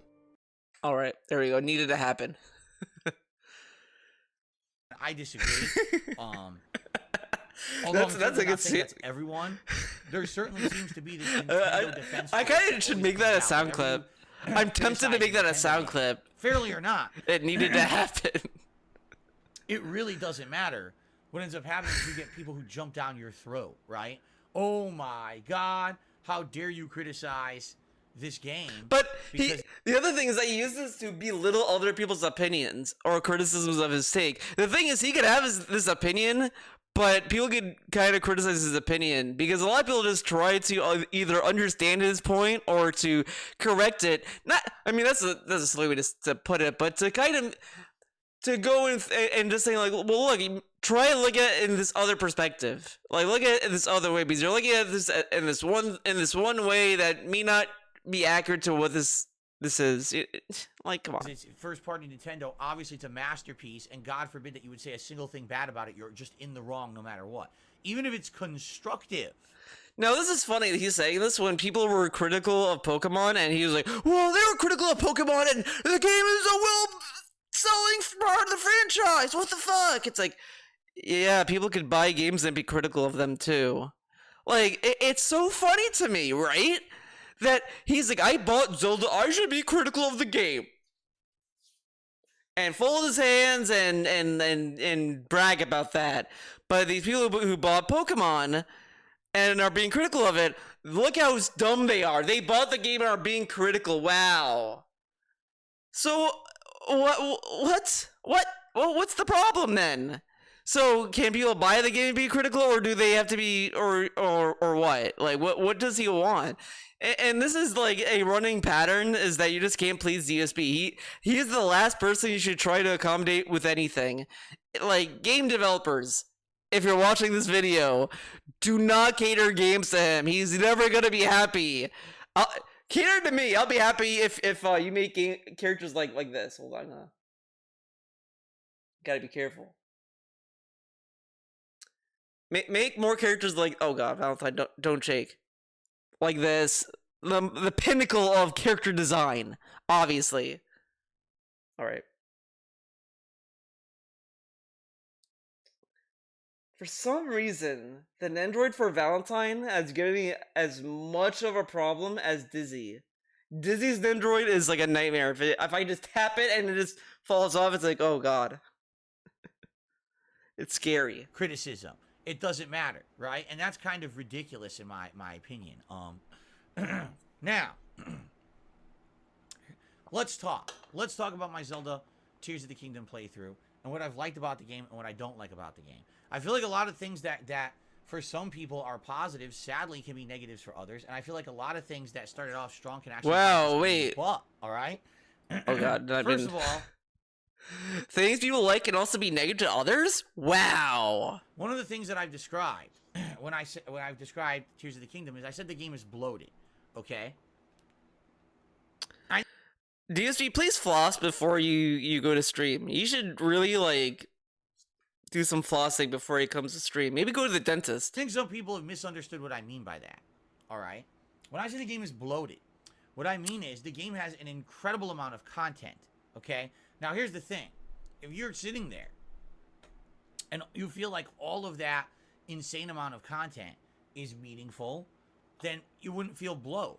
You know what I'm saying? Like, you could have a meal that's a giant meal. But, okay. All of that insane amount of content is meaningful, then you wouldn't feel bloat. You know what I'm saying? Like, but what does that mean? What's meaningful content? What does that mean? Oh, like there has to be like a narrative. Like, as I said, I don't really feel side quests need to have a narrative to be interesting. Like the shrine quests in Tears of the Kingdom aren't like narratively driven, and it's just like, oh, just do this dumb little thing and you'll get a shrine. I think that's fine. Oh, fight this boss and then you'll get a shrine. Like that kind of shit I think is fine and fun and interesting. Or to go to the depths and go to the Colosseums in the depths and you get like interesting armor pieces and that kind of stuff. Like that is interesting in of itself.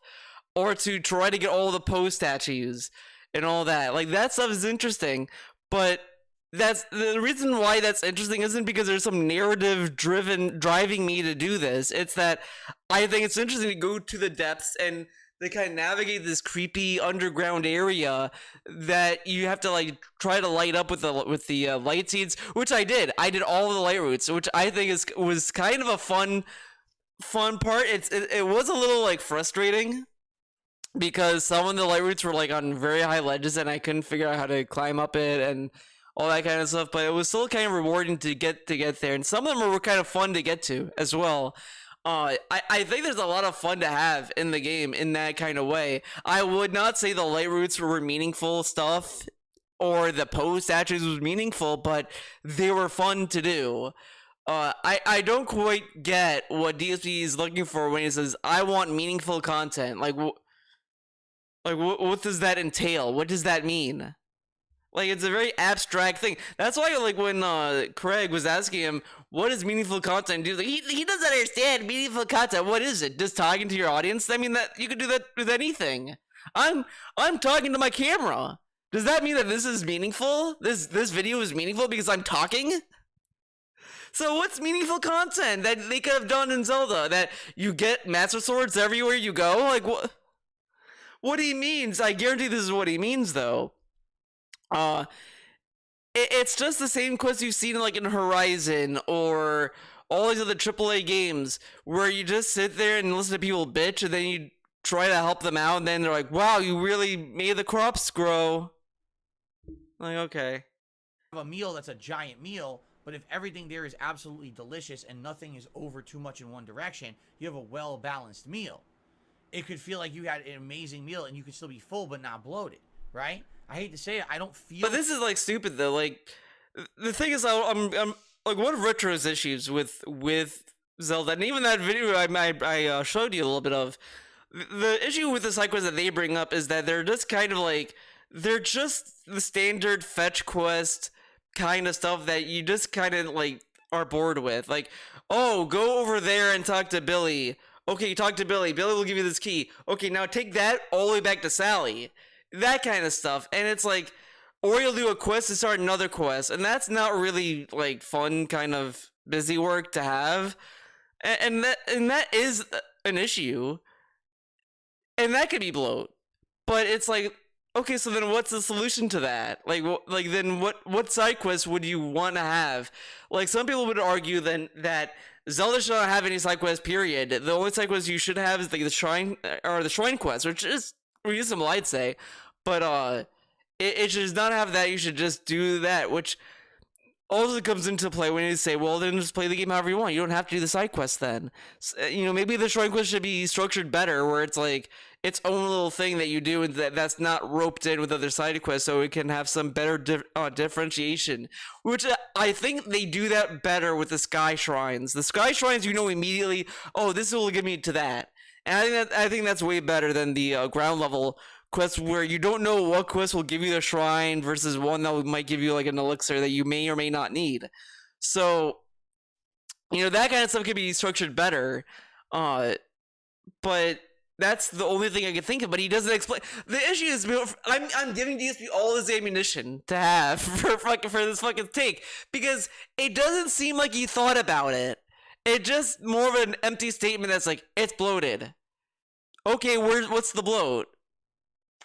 There's dragons over there. There's this. It's like, okay, but these are things you can choose to do. Like, that's not really the issue when people bring up bloat in games, let alone Zelda. That way with Tears of the Kingdom, I do feel like the game suffers very much from bloat, because it's coming from a perspective of someone who's a super fan of Zelda, and in particular, someone who's a super fan of Breath of the Wild. But Breath of the Wild had the same busy work. Like, the same busy work. The same. He put 60 hours into Breath of the Wild, and he has put less hours in Tears of the Kingdom, and said he was never bored in that 60 hours. And DSP's 50 hours in, or whatever the fuck, and he's bored. Doesn't add up now, does it? All right. So what do I mean by that? All right. Well, first of all, the game has an incredible amount of content, no matter where you go or what you do. There's new locations, new camps, new combat challenges, new dungeons to find, new challenge dungeons with puzzles. Small enemies, giant enemies, secrets to be found, traversal to be had. There's story elements with bruh, listen to this. Puzzles. Incredible amount of content, no matter where you go or what you do.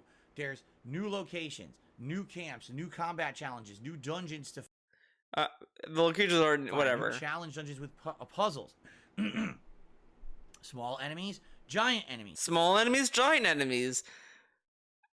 Secrets to be found. Secrets to be found. To be had. Oh my god. Story traversal to be had. Where has DSP picked up this speech pattern? It sounds like he's brain dead. Traverse to be had. Like, he sounds like a Neanderthal. With the Tears of the Dragon, and there's non-story elements with completely optional side quests with characters that have their own little side stories that can add to the game. I mean, just to give you some perspective on some of the stuff in the game, there's horse travel, but you don't ever need it, but there's horse travel. There's all this building and mechanics with the physics of building vehicles and doing all of that. You literally don't ever need it. Okay. If you want to do it, you see? So, for someone who's sitting down and saying, all right, I literally have unlimited time, unlimited resources, I can... DSP technically... Unlimited resources? What? Anyways, DSP technically does have unlimited time. His job, by the way, is playing video games. Things that are time sinks. He could play this game for all year if he really wanted to. This thing he's gonna walk into is not a good argument for him specifically. You can just sit here and enjoy this game at face value for what it is. This might be an insane masterpiece and the best game that you've ever played, and that's fine. And I respect that opinion. I really do, because the tools are there to say that this game is... And I low-key, it's very obvious that, everyone's picked up on this. When he talks about this game on the night streams, just like anything. Like, in essence, every time he talks on the night streams, he's completely unfiltered. He's more willing to talk about trolls. He's more willing to talk about drama. He talks more about drama on the night streams, way more than the day streams. Like, you have to, like, kind of finagle him to do it in the day streams. It's a little more effort. You have to be like a pay pig to do that, and you have to give him money to do that. Then he might do it. But at night he's a little bit more open to do it because he doesn't give a fuck, and it's the night streams. But he has been going on toxic rants about fucking Zelda on the night streams for some reason, and then the day streams it's like it's like the PR segment, like when a company does damage control. That's what it is, and that's what these always comes off as. These little pre-streams are all fucking damage control segments. Absolutely amazing. But when you make a video game and when you play a video game, not everyone is in the same perspective. Not everyone has said and then he has explained different opinions. Like, that's fine, but just get to your opinion. Ability to just sit there. Like, we get it. Some people have no lives, some people have lives. Wow. Some people actually want some guidance. Some people want to know what's the important thing to do and what's not. Some people want to say, all right, do I need But the game does give you guidance. My issue I had with Zelda, Tears of the Kingdom, and Breath of the Wild is that I don't want to necessarily say that it needs to super hold my hand to do certain quests or anything like that. But there were like some quests that I just kind of wish did give me a little bit better clues.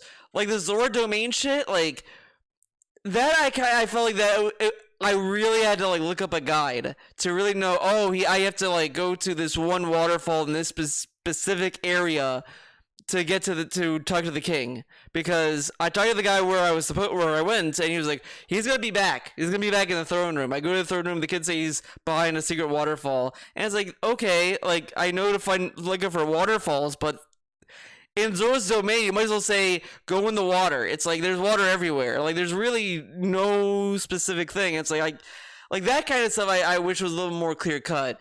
It's stuff like that. That I kind of wish was a little more guided, I guess. I don't necessarily need like big like waymarks, waypoints, or lines on the road or on the map to show me where to go. Like I'm not asking for that, but I just kind of wish that some of the hints were a little bit more solid or something. Like with that there's issues.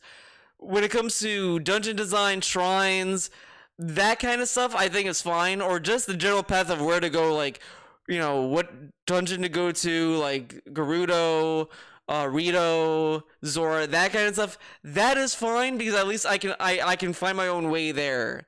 Like I said about getting to the Fire Temple, I bypassed an entire segment of the minecart shit because I just kind of used the ascend feature to get to the top of the volcano. And then when I went to the volcano itself, I was like, I'll just do whatever the fuck I want, whatever. Like, it's that kind of stuff I'm happy with. That kind of shit that allows you to do that is fine.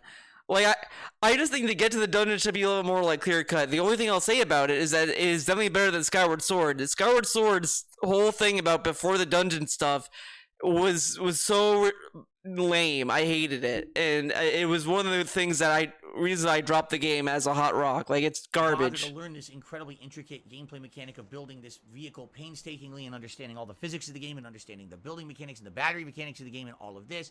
Do I need to drive a giant mech across the battlefield, destroying everything in my path? You don't really need to spend that much time to learn that kind of stuff. Or can I just walk from point A to point B and do a quest? Building mechanics in the back? Nah.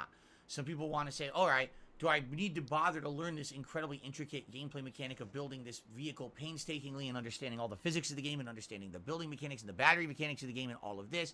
Do I need to drive a giant mech across the battlefield, destroying everything in my path? Or can I just walk from point A to point B and do a quest? Now, this is coming from a guy that didn't do any of this guy shit. Because I'll tell you, I'll be honest, I was in that boat where I was like, I don't understand the battery mechanics and the building mechanics. I don't understand how to build a mech. I still kind of don't, but the thing that I'm having fun with, but what helped me understand a little bit better the battery stuff and all that was just doing the sky shrines, because you will definitely need to build planes and that kind of stuff to do, I want to say, half of the sky shrines. So that is where I learned all that. It's like, I could just build a plane, have all these little batteries, and then just go from there. And it was kind of fun. Like, man. Tears of the Kingdom essentially does absolutely nothing whatsoever to explain the system to you. Like, it's everything's there. If you read the items, like the Zonai devices, they explain what the devices are. Like, oh, this is a hover, it hovers. Like, and some of them are just literally self-explanatory. And then you can kind of like, you see how much damage has occurred in DSP's brain that he can't just look at what he has and say, hey, if I have like 1 plank and 4 tires and a flame emitter, I can make a car and then put the flame emitter and then it will shoot fire as it's moving forward. Wait a second, if I do this and then that, oh wow, like, this is stuff that you could just kind of think of on a very basic level, because all this stuff looks like, it's really like looking at a bunch of Lego pieces and be like, what do I do with these? And it's like, dude, it's Lego pieces. You like, look, there's a tire and you do this, like you can make a Lego car. Like, it's like, it's just funny to me that this dude is biggest complaint is that the game doesn't explain anything to you, because all the stuff that it needs to explain is told to you visually, and it's told to you by just context, like, and just encouraging you to try things. Like, you know, the one thing that you'll notice with all these other items, they all have like fused weapons. Now, they all obviously don't have the Ultra Hand ability, but they have all this stuff so that you can just think about that in the back of your head, like, hey, that Octorok, that Bokoblin has like a hammer. What if I do this with that instead? Like, you can do all kinds of weird stuff. I'm also wondering what would happen if you put like a tire on a bat. Like, what would that do? You know, that kind of shit. You have to, like, you start to think more abstractly the more you take it. Like, you can think more practically, like, oh, I could build a car, build a plane, do this, do that. Then you get to the weird gonzo shit where it's like, what if I do this and then that happens? What if I do this? Like, you start doing stuff that's a little more interesting. Like, people made drones in the game because there's an alarm system Zonai device that you can kind of use. Like, it's all this stuff that gets layered and layered and layered and layered upon all this stuff you just learn by playing. Like, all this stuff is explained to you by trying and exploring. Like, not everything needs to be told by you by some little boy that's saying, oh, you're on fire, but you already knew that. Like, thanks. And you can either take as much time as you want to mess with it and learn it, or you can completely ignore it. Now, if you take the time to mess with it and learn it, you'll probably have a better time with the game. If you're building unique vehicles to traverse areas and you're finding these cool extra optional stuff, and now you have better armor that you found because you explored more, and you found the great fairies, so now you can upgrade your armor, now your armor's better. But look at this, what he's complaining. So they have this big mechanic, this core mechanic of the game, and he's complaining that the game is encouraging you to use that ability for the most of it. Like, just go to town with this mechanic that the whole game is designed around. And he wants the game to give you the option to not use it at all. And you know, if the game did that, you know what he would fucking say? So I don't get this, right? So Nintendo, they expanded and extrapolated on this big system, the big game changer, the ultra handular ability that lets you craft things and like ascend upwards into the ceiling stratosphere style movement, okay? And the game doesn't give you any reason to use it, right? Like, oh, why would I need to fuse a weapon? The game gave you a pretty good sword.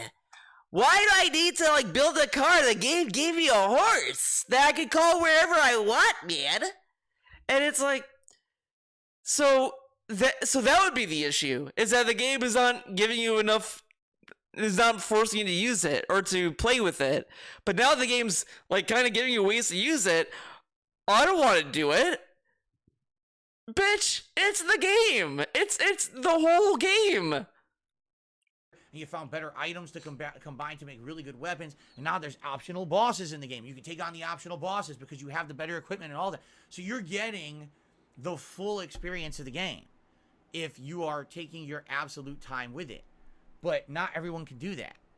And what I'm finding with this game is that it does an absolute great job of creating a robust, complex, content-filled open-world system, and it does an absolutely terrible job of creating a robust, complex, content-filled open-world system. Open world And style does an system? Is it a absolutely style? terrible job of doing any kind of semblance of pacing, any kind of semblance of guidance, or, for example, for someone who maybe just wanted to play a Zelda game and enjoy a Zelda game, it does a poor job at that.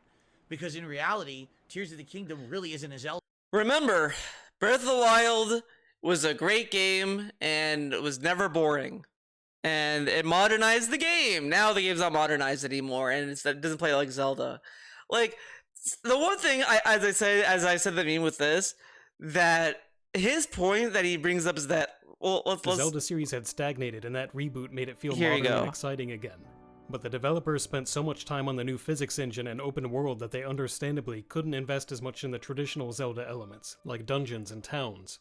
The world had to be filled with repetitive shrines and busy work that wasn't always as interesting as the content in the more structured games. I didn't have any firm expectations going into the sequel, but I did hope that they'd give more attention to those neglected elements now that the basics were settled. That's not what Tears of the Kingdom does. If anything, it's closer to fixing Skyward Sword than Breath of the Wild. The world is once again multi-tiered with islands in the It's sky, a little funny but statement the to starting say. area alone has more volume than all of the Great Sky combined. Travel to and from the sky is massively improved, and you can jump off an island anywhere, anytime. No stupid light shafts required. You can also ascend to new islands easily by rewinding falling debris or by launching from towers, which are much more useful this time. Instead of making a long climb to the top, towers now have more varied hurdles that never take too long to clear. Their extreme launch height allows more gliding time and a far better way to survey and travel the map. I thought that mixing Skyward Sword and Breath of the Wild might produce the ideal Zelda game, and while this isn't at all what I was talking about, I'm glad the sky got a second chance in a form that actually works this time. So yeah, like pretty much like he goes into a lot of these other issues of the game. It's a good review, as I said. Like again, you know, I may not fully agree because I love the game, but I do agree with a lot of his takeaway points, and I get him. I get why he has these issues because it is something in the game that's wrong. But I think the biggest issue with DSP is that this dude is such a bad faith arguer. He makes bad faith arguments all the time. Like it's really hard to take him by his word, and it's really hard to like give him the benefit of the doubt because the dude is a hypocritical person that it's really hard to take him seriously. It's a different animal entirely. That doesn't mean it's a bad game. Actually, quite the opposite. I actually feel. Again, I do recommend that video. I'll try to remember to link it in the to description. To take your time with in 2023, and you ignore all the other white noise around you. This is probably your game of the year because of the way that it's laid out and the incredible amount of content and things like that. But not everyone does that. Not everyone is of the mindset that I'm just sitting down just to play Zelda Tears of the Kingdom this year. It's like, well, Zelda's just one thing I'm doing this year amongst many other things, and I'd like to enjoy a Zelda game. I actually feel like the game fails in that regard. Now, what's funny to me is that he wants a traditional Zelda game. He played Skyward Sword HD, and he then dropped it and didn't care about it and moved on. If he wants to play a Zelda game so badly, why not play your favorite game, Skyward fucking Sword? Like I hate that game. I really fucking despise it. I feel so stupid for giving it a second chance because I would argue the Switch version makes the game worse. It makes it just far worse. I hate the sword mechanics a lot more because the right analog stick is not a good substitute. Like it's garbage. I fucking hate that game. Like it just is garbage, and it's like, man, why not just give us the real Zelda game, Wind Waker? Just give us that, and I'll never ask for anything ever again. Just why can't Wind Waker be the Resident Evil 4 of Zelda games? Like, come on. Just to give you some perspective, I actually feel like Breath of the Wild does it better, and here's why. Sippy sip.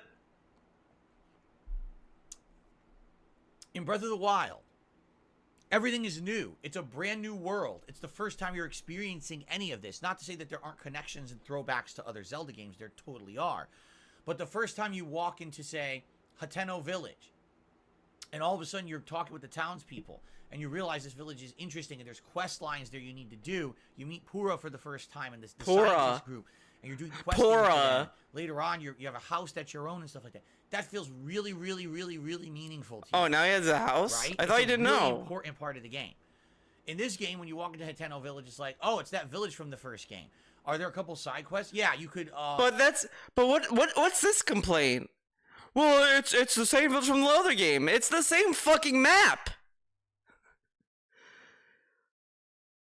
Do a side quest to color your clothes or whatever. Okay. Okay. Do you need to do anything in the town? Absolutely not. It's just there as a reference to the first game and can be completely skipped and adds nothing. Like, literally, you can skip the whole town. Yeah, okay. You walk into Kakariko Village. Again, Kakariko. Major plot developments in the It's first game. Kakariko. The big focus of the plot. There. He's saying this before he even started the Spirit Temple stuff because it does serve a point. It's just that he's not there yet, and he already knows it's irrelevant. How do you know that? Like, it would have been a stronger point to bring up Lost Woods because, and that video I showed you does bring that up, where there's really no real reason to go to the Lost Woods. There's really no real reason other than to get shrines. Like that's why I only went to the Lost Woods, to even know about the Deku Tree shit, because I wanted to do all the shrines this time around.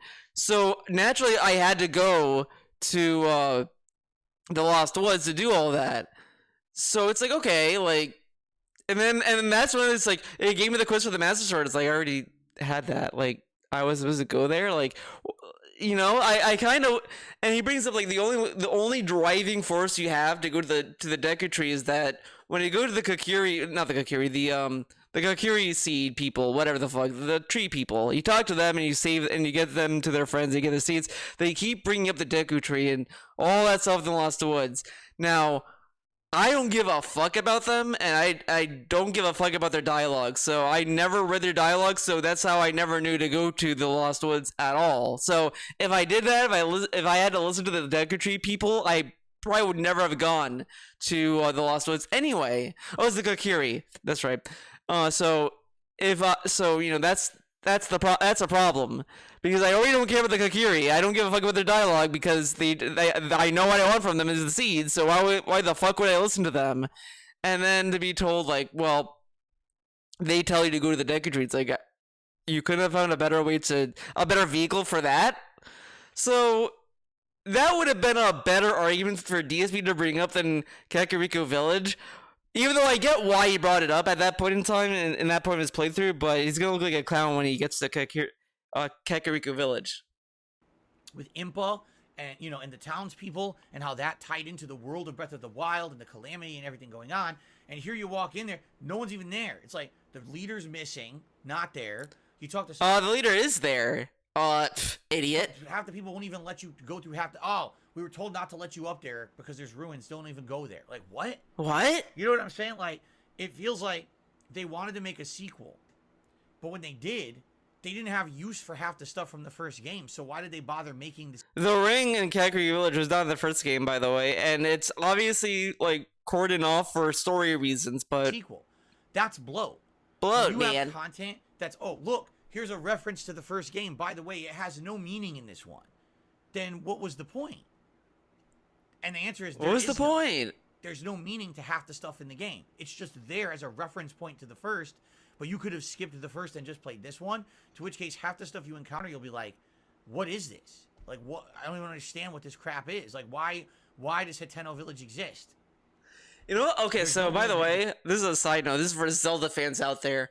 So I did all the shrines, so I got that you get a costume. You get an armor set for doing that. It's a Zonai outfit. Now I was thinking about this today actually, because that outfit you get, he has orange hair and he's green body, correct? Now look at Breath of the Wild. When you look at the beginning of the game and you have the title sequence or whatever, he has a guy with a sword that has orange hair and green outlines facing off Calamity Ganon. Now, look at now. Here's the thread, the connecting thread. It was a Zonai the whole time. Everyone, I remember when they announced Breath of the Wild 2, everyone's like, dude, it's the guy from the Breath of the Wild. That's why he has orange hair. Like, what if that's him? The mummy dude is the guy from the first game. Wrong. It's actually a Zonai.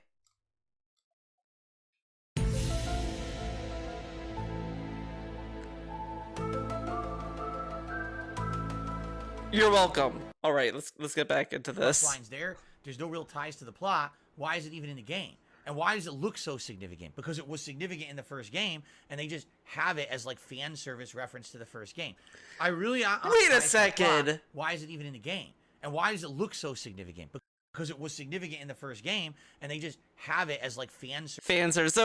So he wants them to. So if they have no significance, would he be happier if they just removed them? Why would that? Wouldn't make sense. What is this complaint? They have villages that was in the first game that are not used. Shut up. Enough. Service reference to the first game. I really honestly feel like if and the other thing is he says about Kakariko Village as if it was a big thing in Breath of the Wild. It really isn't. You were there for like a minute. You get there at the beginning of the game to get the main mission. And then you do all the divine beasts, you do all the memories. Then they're like, okay, get the master sword. It's in the Lost Forwards. Bye, and that's it. That's the extent you go to the Kakariko village. You don't really need to even do that.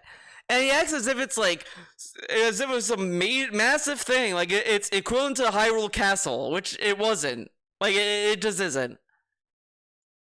Was its own standalone game and was not a direct sequel to Breath of the Wild, it would be better.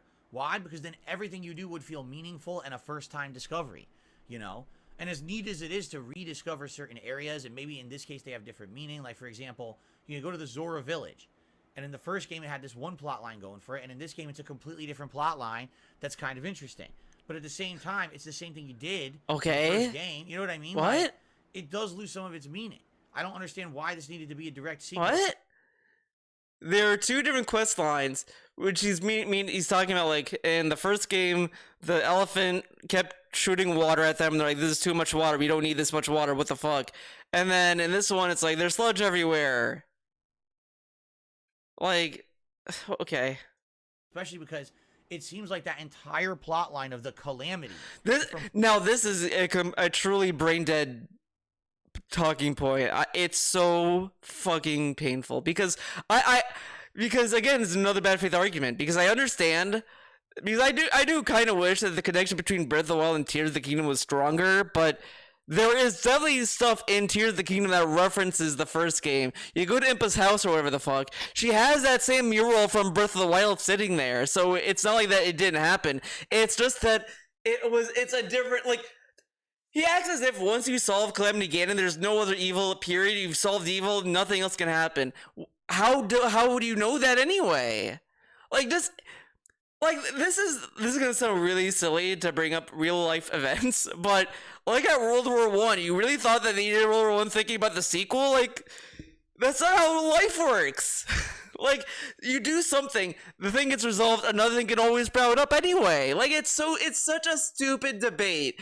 And it's hung up, in my opinion, the reason why he's hung up about it is just the word. Calamity is a very, like, big word. It's a giant word. Calamity. Like, that kind of shit. But it's a different context of what's going on.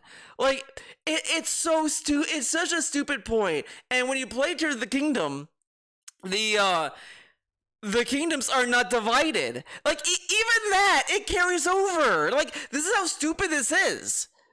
Like, when you play Breath of the Wild, you realize that all of the kingdoms are all separated. They were not talking with each other because they had their own shit going on, sure, but there was no harmony or unification of these tribes or anything. Like, they were all, separated to some extent.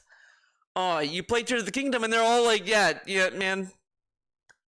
There you go. Like, there's no, like, they make very clear, like, connections to that.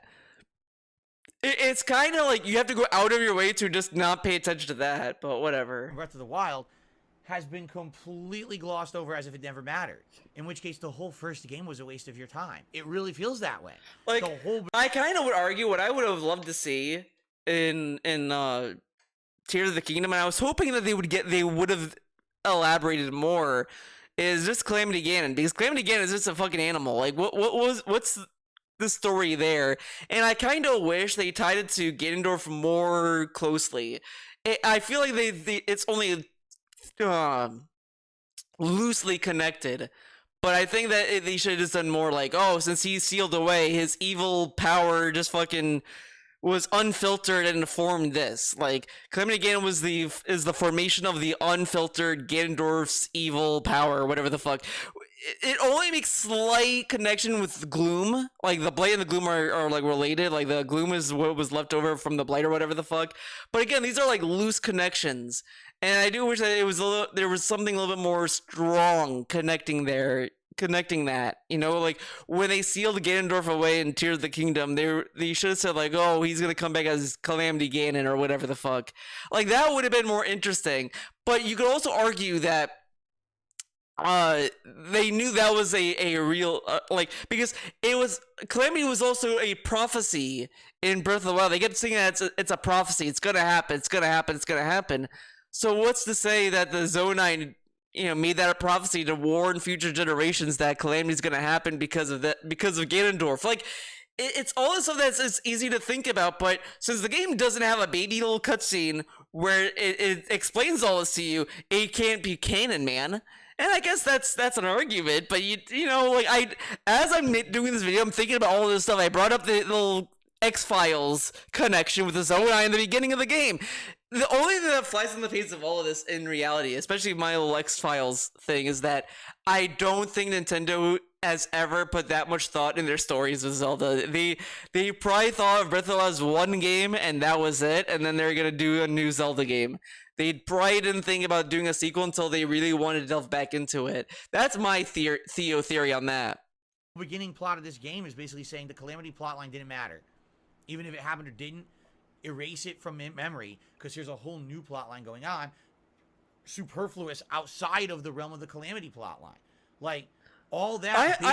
I just want him to explain, what does that mean? How would he have done the story that wouldn't have erased Calamity Ganon? Like, what would he have done? It's a sequel to Breath of the Wild. A sequel. How would he have done the story? Would he have the characters constantly bring up the Calamity Ganon in a game that doesn't have it? Up in the first game saying the Calamity is the end of this world and everything, we've got to stop it. You stopped it. Oh, it doesn't matter because now another thing is here anyway that supersedes it. So then what was that big build-up in the first game saying the Calamity is the end of this world and everything, we've got to stop it? You stopped it. Oh, it doesn't matter because now another thing is here anyway that supersedes it. It's like saying, well, since World War II happened, why does World War I matter? Who cares about that? It happened, and we still went to war again? Huh? What? Like, shit just happens. Like, just because you defeated Calamity Ganon doesn't mean evil is erased from the world. Like, that's not how it works. So then what was the point of the whole first game? There was none. I do feel like... And that's the other stupid thing, like, there was none. That the Calamity Ganon in Breath of the Wild was the threat of that particular story, of that particular time, that particular thing happened. This game, that's gone. This other evil that was sealed away is being unsealed. That's the problem then. Like, I don't understand why you can't have both, how both those things can't be true.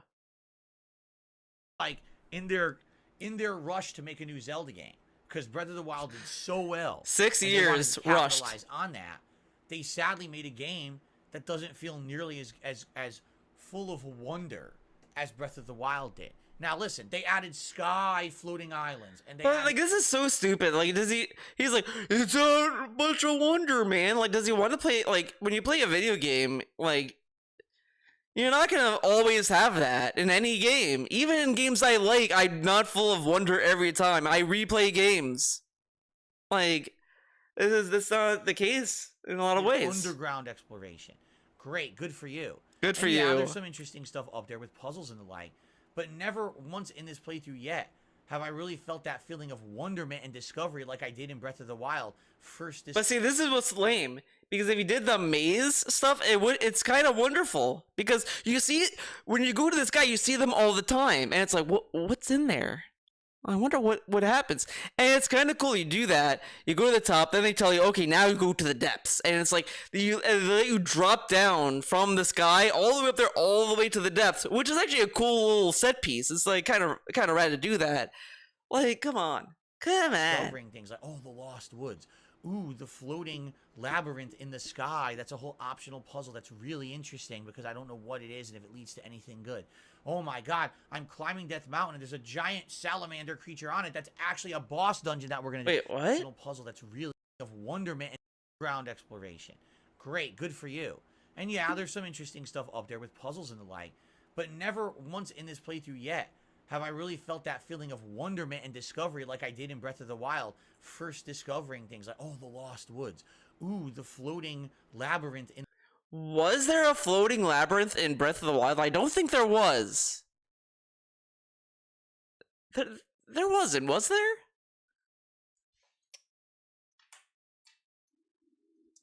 Oh, the wild...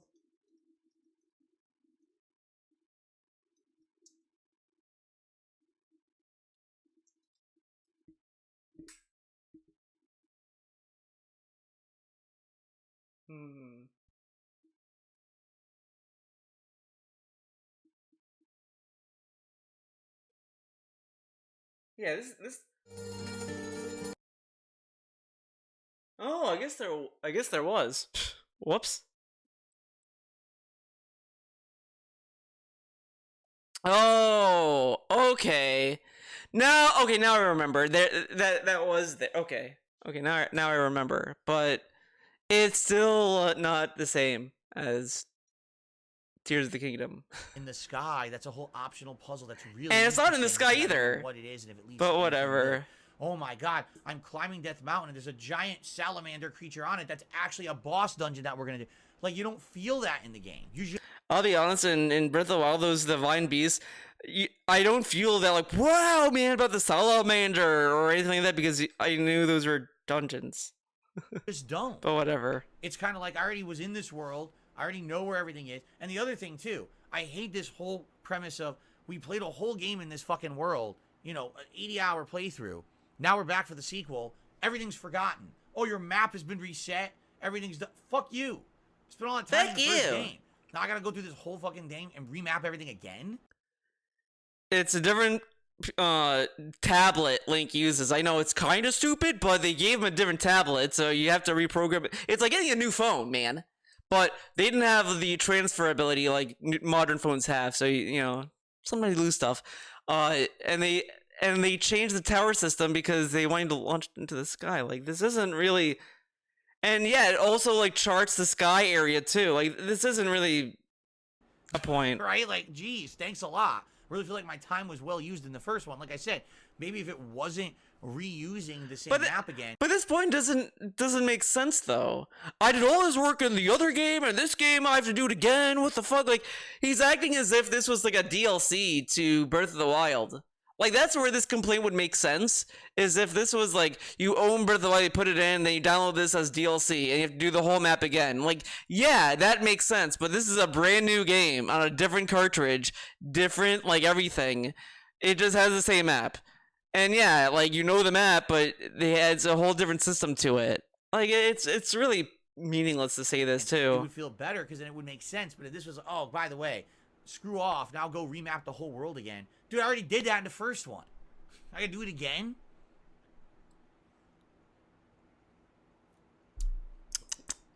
So here's the thing.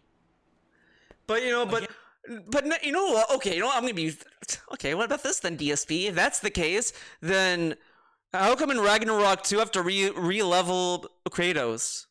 I leveled him up in God of War 2018. I gave him all these skill points. He had all these weapons. Why did I have to re-level him up? Why did he start from level 1, not from level 80 or whatever the fuck? Why? Guess that was a waste of my time. God of War sucks, guys. You know, look, I'm gonna say Ragnarok sucks. It's a garbage game because all that work I did in 2018's God of War didn't mean shit in Ragnarok. And it's the same map, maybe some different locations, but come on, it's the same fucking guy, Kratos, and all my experience from the first game didn't cross over. What the fuck? Stupid Sony, fuck you. Again, I'm not saying the game's bad at all, but man, it feels bloated. It feels like they were really going for, let's throw in the absolute most amount of content we possibly can throw at you in one video game, but never really directing you towards feeling what's meaningful. Now, not to say that the game doesn't say, hey, here's the 4 big dungeons. Holy shit, you know what I just realized?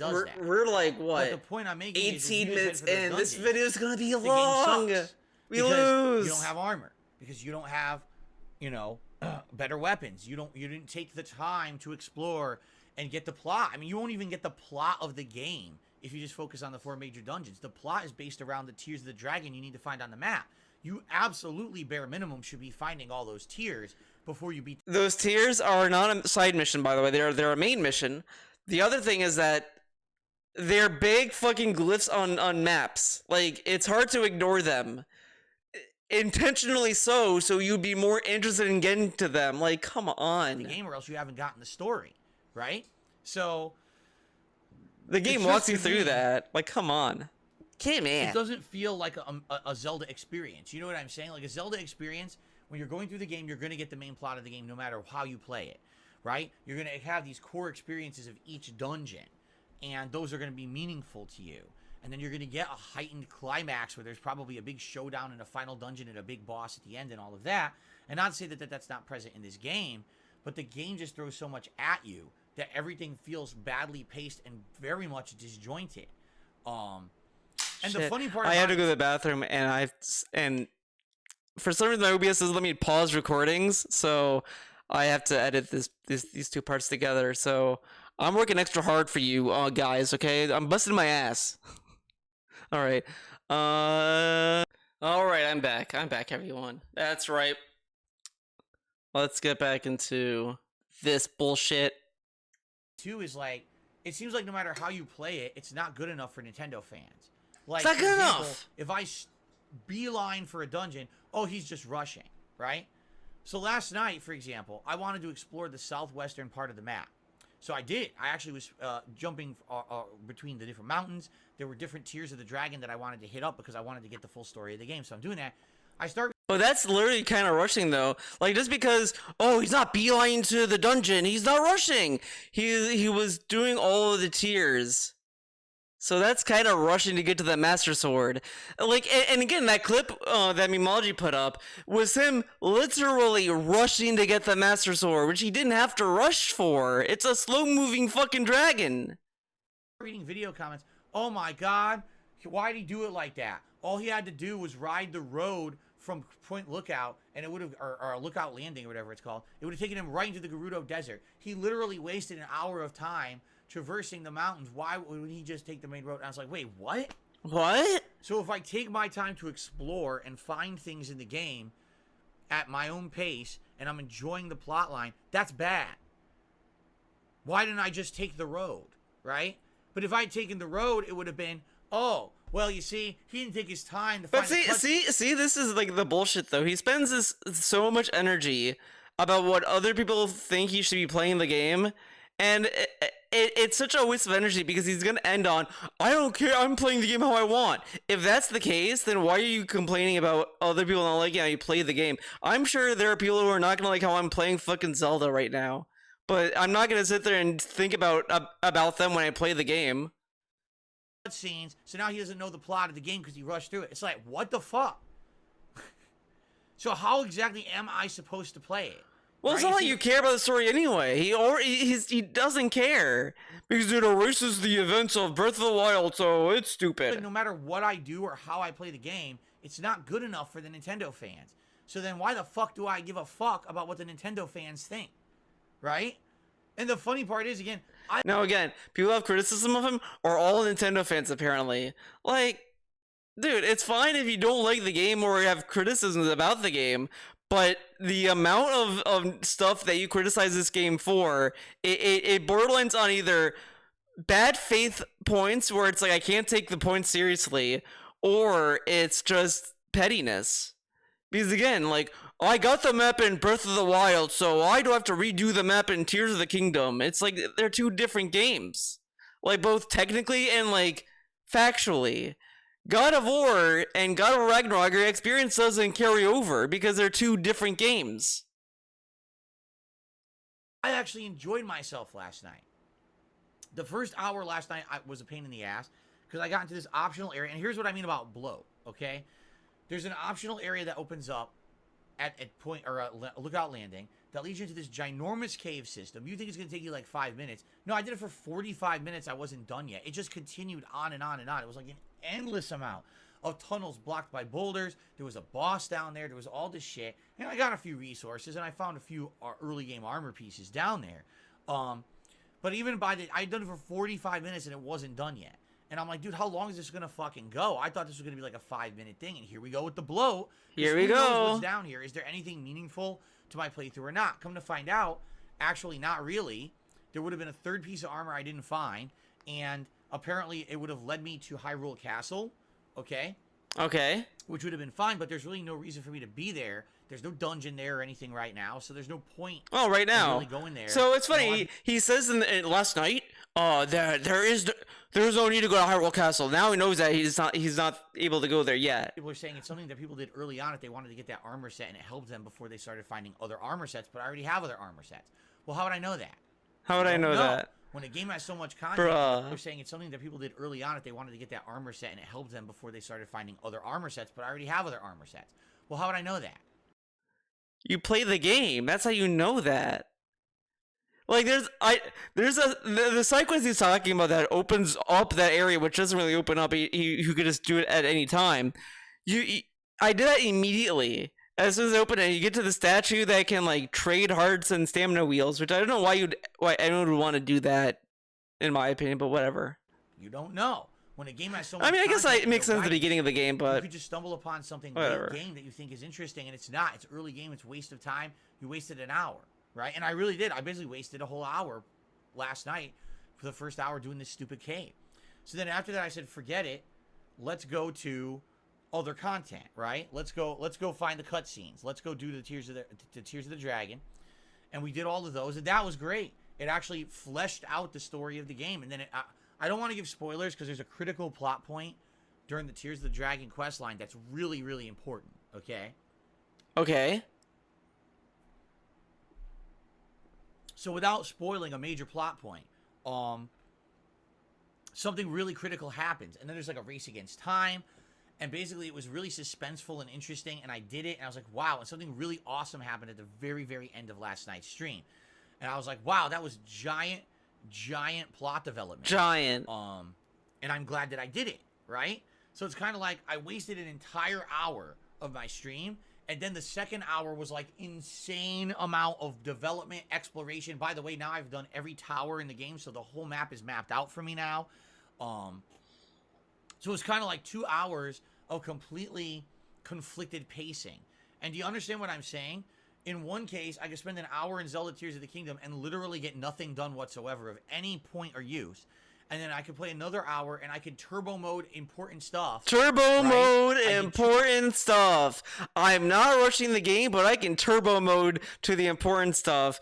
Very interesting wording. Tears of the Kingdom back Interesting. to back. I hit up all the towers. A critical plot point happened, and now something crazy happened for Endgame. And I'm like, whoa. Whoa. All within another hour. That's not good pacing. It's Dude, just not. dude, like I think Tevin brought up his voice cracks. The moment we brought it up, I can't stop noticing it. And the point I'm making, where was the bloat? The bloat was the first hour. My entire first hour last night of streaming Zelda could have been cut out, and nothing would have been missed, and I would have been able to use that hour. But that's part of the game, something more whatever. interesting. And that's the problem. They put too much in the game that is bloat. That doesn't add to anything. When I can. But then why did you stick with it then? If you were bored with it in the first hour, like you probably would have determined it was boring, like less than that. So why didn't you just move on to do something else? Like all these things you can do, you can always leave and come back to them later. Skip entire villages because they're just side content in this game. That's bloat. In Breath of the Wild, every village mattered. Every dungeon mattered. Every piece of the content mattered because it was all No, I never went to Tenno Village outside of like the beginning of the game where all this stuff. Like I didn't even know when I first played Breath of the Wild you could upgrade the abilities. I didn't even know you could do that, and I never did it because I never felt the need to. Uh, so that could be a problem. Kakuri Village, as I said, you only go there like maybe 1 or 2 times, pretty much, and that's it. Like. This argument that the villages mattered in the first game is kind of silly because I don't even remember how much you could really spend in a Tenno village outside of like doing the Sheikah Slate shit. Adding to this big world building thing, and there were critical plots in each part. In Tears of the Kingdom, half the content seems like it doesn't make a difference. And again, if you're painstakingly taking your time to do it all, because you have unlimited time, unlimited resources, and this is. But you know what's funny? This flies in the face of his own fucking like nonsense, right? Correct? I'm playing the game as long as he is. I still have not beaten Tears of the Kingdom. I just made it to the point where I could just go to the final part of the game and just play and just do that. But I was talking to people in Discord, and I'm kind of tempted to give that Majora's Mask challenge another chance, another try. So that's another thing I'm grinding for. So I could beat the game like right now if I wanted to, but it's like now I'm just kind of farming for healing elixirs and just trying to get like other stuff for that game. I look at my playtime. I'm like 100+ hours into Zelda now. I probably played it more frequently than he has, but I don't think I played as long as him. Like I don't do like a lot of like 4-hour, 2-hour things. I think maybe only this past weekend I was putting in insane amount of time because I was doing all the shrines. So I was putting in like a lot of time. Like I was pouring all my weekend into that. And I ended up doing all the shrines, and now I'm pouring time to get all the stuff ready for the Lionel battle. The only game you're playing, then maybe it has some meaning to you, and it doesn't matter if you wasted an hour because you have another 400 hours to play the game. But for other people who live in reality, who don't fucking have unlimited time and resources to enjoy one video game, yeah, I'm angry when I waste an hour of my time because the game didn't explain what was down there and it was a bloated in bullshit. You know, that pisses me off. And there's been many times in this playthrough where there's bloat and there's bullshit instead of meaningful content. That's not good. It was meaningful content. There is a side quest that is pretty cool, but I'm not gonna say it here because I don't want people to tell him what it is. There's one side quest I did. It gives you a heart container or a stamina vessel, whichever one you pick. That's all I'll say. Some people, you probably know what it is, but that was a cool side quest. I did like that one. Okay? Okay. Now, by the way, I'm not saying that every video game should be 20 hours long streamlined plot. I'm not saying that, all right? But I'm saying that at least the game should have a guide or a path to do it that way, right? And it doesn't. So, essentially, the way I see it is, it's a mixed bag for me. But they give you enough to do the bare minimum, though. They give you the 4 major locations they want you to go to. Like, I honestly think the spirit temple stuff might confuse him a little bit because that can be a little tricky sometimes. I mean, he might be able to start it, but there's like one part where I don't think they give you a waypoint for what you need to do, and that might confuse him a little bit. He might have an aneurysm at that. What are my point. favorite parts of Tears of the Kingdom? The Tears of the Dragon, like exploring those geoglyphs, seeing those cutscenes. The major dungeons have been great. Like I've done 3 out of the 4. We're heading to the 4th. I didn't dislike a single major dungeon. I wouldn't say felt like they're they great. Well designed, curated to be unique Curated for the gamer. I wouldn't say they're not curated. Like the volcano temple, the lava temple, the fire temple is the only one that felt curated because it had like a whole minecart network to kind of look through and explore through, whatever.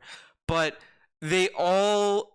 And that Neural review brings it up as well, so I'm going to keep shouting that video out, I guess. But it brings up that those 4 temples, like, it resolves the issue of, like, they all look physically the same. but it all shares the same puzzle solution that plagued Breath of the Wild, where it's just 5 switches and then you can fight the boss. Like, that is still there, and that is, and that's my issue with the game. Mostly, it's just that it seems like a very like I don't know if it's pessimistic or spiteful, but like very like half-assed kind of solution. Like, yeah, here you go. You want dungeons? All right, there you go. But we're gonna have the same puzzles. It's like you couldn't do anything else. Do them in different ways in some cases. Like the third major dungeon, I actually did a big shortcut, which was really cool that you can actually do that. The boss fights so far, the major boss fights have been good. Okay, I have no complaints there. Water Temple boss fight to some sucks. extent, the exploration, just like the exploration of Breath of the Wild, I feel like the open world exploration has been some of the neater part of the game. Okay, but admittedly, a lot of that element has been taken away when you've already been here before. You've already done this map. I mean, where's the real exploration? The underground where it's dark and you can't see half the shit, or the sky. So if this guy's so thirsty for wonderment and new experiences, why hasn't he done any of the under the depth stuff? Like, how many has he ever gone to the depths? Like, real question I have to ask. Did he even do any other like depth exploration, or was it just the very few times that he did? Let's see. Where's the Zelda playlist? I was gonna probably play them all. Oh no. The world's worst builder getting stomped. Oh my god, what a great title. We're just gonna go a little bit later. To Goro Temple. This dude, Goro Temple. Oh my god. Then New Directions. Let's see. Time Temple, again, that's not the Time Temple, but whatever. Sky Shrine. New Tower, Cold Climate, and High Platforms. Yeah, I don't think he ever went to the depths outside of like the beginning of the game. Toughest shrine ever. Do I even want to know what shrine it was? Hello, everyone, and welcome back to the world of Zelda Tears of the Kingdom. It has been over a week since maybe this thing wasn't steady enough to not fall in. Did I ever listen to 311? Indeed, I did. I actually owned... Yeah, this is trash. Sadly, you don't have freedom to really explore because you don't have freedom to fly around. You know? You always have to be reliant on launching yourself up on a tower or finding another way up there, which is very limited. You do. You can build a plane. Why don't you build a plane? You have a... Now some people are, oh, well, you should have researched the building and built a fucking vehicle that would infinitely let you fly around up there. Yeah, here's the thing. There's always an answer to every criticism you have. You can't freely explore the sky. Well, DSP, there is a way. You could just build a plane.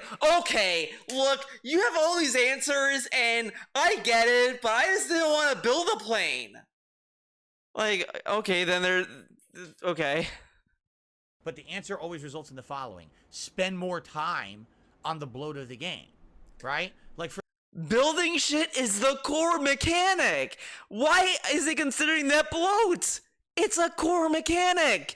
You're gonna want to build stuff in any part of this game. For example, yesterday I was in this underground cave and there was this boss. So I'm fighting the boss and it hits me once. Now I have 11 hearts. All right, I don't have like 3 hearts. I have 11 hearts. Yeah, I spent a significant amount of time. It means nothing if you have trash armor. Like, that's a thing you learn in the game, like, pretty early. Leveling up my health. This boss still insta-kills you, takes 11 hearts with 1 hit. Can you name another Zelda game where a boss takes 11 hearts in 1 hit? Just think about this. Well, those other Zelda games don't have a gear system. Like, when you introduce a gear system in the game, you have to kind of give some incentive to invest in the gear system. Because if there's no reason to upgrade your gear, then why have it?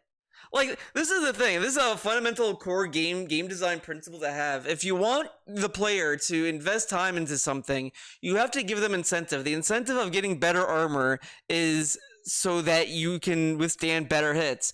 Now, you could criticize the amount of grinding to get the materials to do that, and that's fine, I guess. I think my major issue is that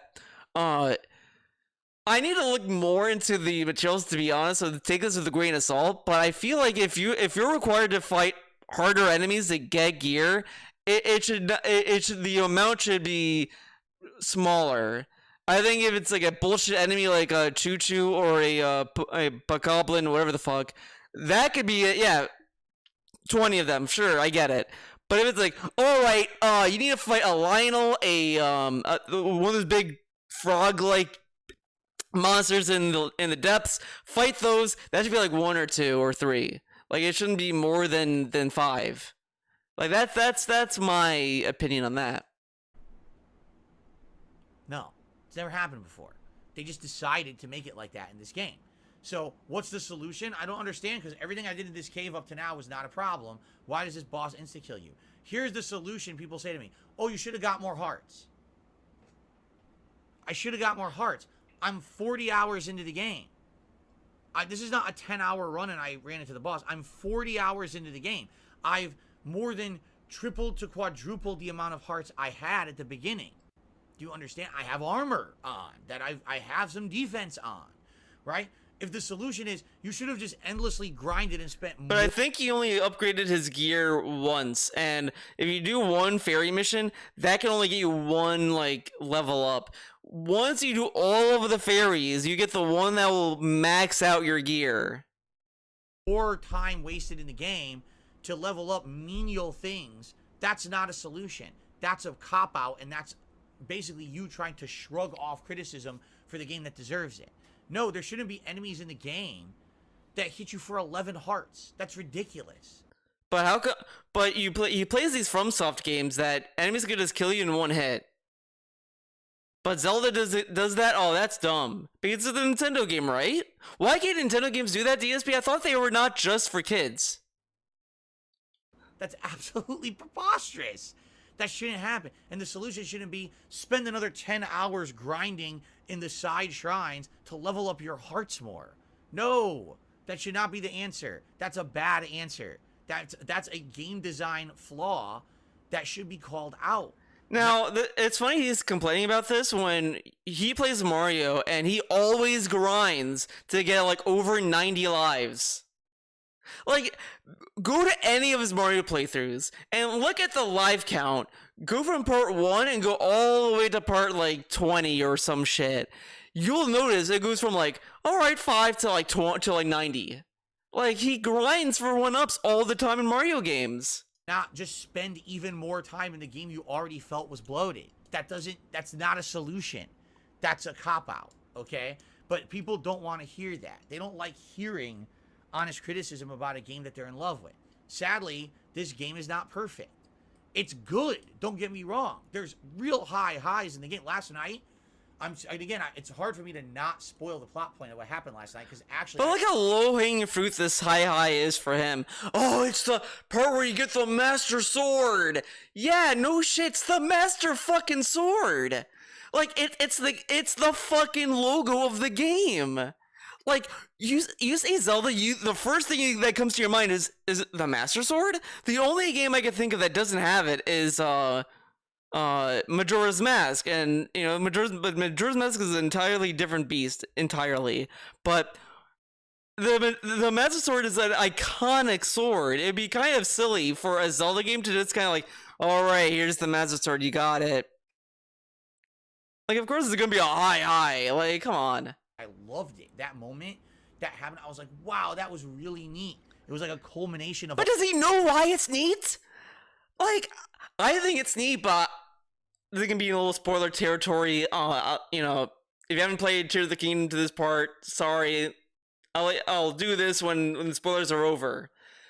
Okay. I love that Zelda turned into a dragon. I know I kept doing this, whatever. I loved when Zelda turned to a dragon. It's like the best part. It was so cool. It's like that is like my favorite kind of shit in any story, when a character has to do a sacrifice like that to do something. Now I know they're probably gonna find some bullshit like, oh, she could turn back to a human again. Woo! They're gonna do some dumb shit like that. But I liked it regardless. All right, spoilers over. Link kills Impa. He kills her. Man, it's fucked up. It was a fucked up part. He was like, Impa was just chilling there, and he's like, I gotta do it. A lot of work that I did in the game, and it panned out to something really neat at the end. You know, that's one of the best things you could do in a video game. But this is you such spend a lot of time, like easy to be like, oh wow, this is so cool. You spend a lot of time on it, right? It's like saying, man, God of War 2018, when I got their And then chains at- again, at- it was basically so at the end of cool. that time and Like, effort, yeah. there's a big rewarding culmination at the end. That's one of the best things that can happen in a video game, and that happened last night. And I was like, dude, that's gonna be one of the moments that resonates in my head of this playthrough. This is so I'm stupid. gonna remember that. I moment. That's fucking- cool. That's gonna be one of my big takeaways. It's so right? corny. And the game has those big takeaways. So it's not a horrible Like, it's game. corny. This Like, game- that's what he brings up. There's all these other moments. Doesn't bring that up. Like, as I said, I think my biggest like takeaway, my biggest like hype moment was getting all of the light routes. I thought that was kind of cool. Like, I did all of that. I went through all these other areas. Like, there were parts that were kind of rough because they also have the bosses and the depths, which people could say is kind of reusing and whatever. I get that, but there's one that flies. It's the Wind Temple boss. And it's like, I just want to get this light route, and the boss is like right there. I don't want to fight him because I have no arrows. I had nothing to do with him. Criticizing it, but I want you to understand, I am really liking it. I am. But it definitely is not a game for someone who is not just focused on it. You know what I mean? It's just not. They didn't design it like that. It's like, well, you won't get instant killed, stomped by enemies if you spend another 20 hours grinding for hearts. What? No, that's the opposite of what I want to hear as an answer. But the other thing is, like, the boss that killed him in one hit, it's an optional boss. It's an optional segment. It's optional. It's optional. You can always leave and come back to it. He's acting as if he went to like a dungeon and the boss killed him in one hit. And he's like, what the fuck? I went to a dungeon. No, you're in an optional area. Literally like that. I'm already telling you I'm 40 hours in and I feel like the game has bloat. And I feel like more meaningful stuff had happened in the 40 hours I played, and your solution was spend 20 more hours grinding. Like, no. How come I spent 100 hours not doing every side mission, did only the ones that led to shrines? How come I was able to spend 100 hours and not feel the bloat, but he feels the bloat and he spent less time than me? Huh. Interesting. And you could argue to me, Theo, you did the light route stuff. That's really tedious. Like, yeah, I get it, but I had fun doing it. So, you know, like, come on. Anyway, and it's funny because right now, I see certain people in the chat completely disagreeing with me, which is fine. But then there's other people who are disagreeing with me and then completely. You're right. off It's not for people who the don't like it.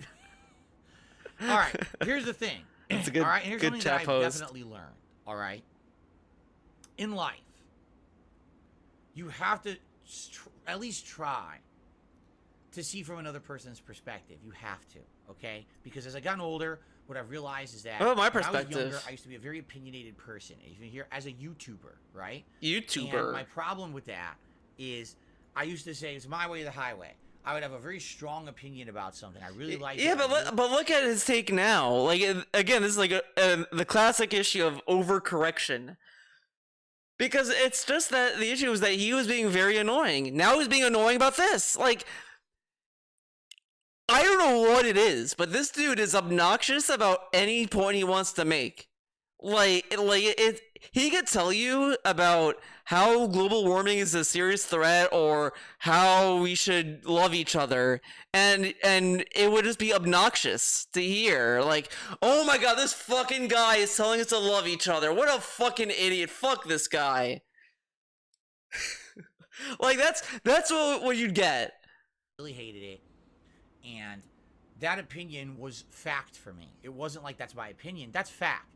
And God forbid anyone ever disagree with me on my opinion. Like, that's horrible that someone would disagree with me. But he's still doing that with this take though, because when people disagreed with him or said that his point isn't really fair because of X, Y, and Z, he says, "Well, they're Nintendo fans. Oh, they just love the game. They just can't see from my point of view." It's like, yeah, I get that there's issues that you don't like the game and you think that it's bloated, but I would also argue that you're just you're playing the game pretty poorly. So maybe that's why it comes off that way. Like, again, I watch him and he goes up the bird pole, whatever the fuck, and he didn't use the ascend feature, which makes it far more tedious and far more annoying to deal with. There's a way to use the ascend to get to the top immediately. Like, all these things are stuff that you could cut off, but he doesn't want to do it because he would much rather climb. Because I'm in the right, and I should show everyone the way, the truthful way of how, you know what I mean? And, sadly, I feel like a lot of people are still kind of stuck in that mindset like I used to be in.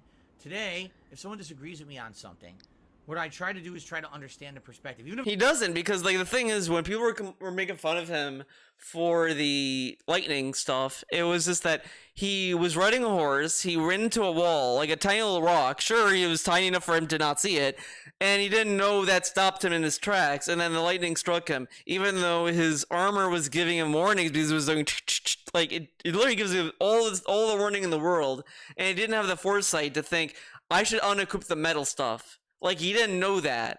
But he wasn't okay with people laughing at that and him saying, yeah, it is kind of dumb. I should have, like, unequipped it. Like, I should have thought about that. Okay, now I know. And then he could learn from that. Instead, he acted as if, like, someone pulled his pants down and laughed at him and, like, bullied him about it. When it's just like, this is a thing that the game teaches you visually, and he didn't learn it, and it's funny. And then he could just move on from it. It's, like, not a big stab into him. And then the shrine stuff is just, as I said, funny too, because he can't figure out context clues. if I don't agree with it, and even if maybe I can't really fully logically put myself into that perspective they're in, I still try to respect the fact that they have a feeling about something. Do you understand what I'm saying? I respect that you have a feeling. Excuse me. That's why when people are coming at me and saying, "You're absolutely wrong. Zelda is great, and here's why." And I'm like, well, I agree it's good. I don't think it's the best game ever made, like a lot of people are saying, but I definitely like it a lot. But I think that there's flaws, and I have the right to criticism. And some people are like, no, you don't. Because everything you're saying is just factually wrong. You're telling me it's factually wrong that it could be unfair feeling that you just lost 11 hearts to one hit. You don't think... But no one is saying that it's wrong to feel unfair, but there's also ways to remedy that by just getting better gear. Like, it's just simple as that. And as I said, even watching it, it's like he made a bad mistake. He chose to do a spin move, which takes your stamina meter, and you're stuck in place, and the boss was moving around. Like, what do you think is gonna happen? He was greedy for the hit points. He wanted all those hits to hit, but it's like, you can't just get it. Like... I think it's factually, like, there's a problem with the fact that the answer to the problem is you should have just spent lots more time invested in the game. Like, what? What? I just don't get that. You know what I'm saying? Like, it drives me nuts. If my feeling is that the game has blow, how could I be factually wrong if it's a feeling? Right? But here's the thing: is that there's always going to be people who disagree. It's factually wrong because he's acting as if there's no way to get better gear when the game gives you options to. And that's okay. And I've learned to get a lot more. And he is factually wrong because, like, well, every played this Zelda game that has it. Yeah, but this is a game that has an upgrade system. So of course it's gonna have enemies that can do that. Understanding of the fact that I'm different from other people. My opinions very much, a lot of cases can differ from other people. And I don't get upset about it anymore. I'm not going to sit here and rant and say, well, you're all wrong for disagreeing with me or whatever. I'm just going to try to relay my own opinion and my perspective, okay? From my perspective, Tears of the Kingdom is a good game. It's a great game, actually, because the highs that it has are quite good. Like I said, so far, the 3 major dungeons I've done, I've enjoyed every single one. A lot of the exploration has been very fun, and discovery has been very fun. And I really liked the Tears of the Dragon plot line.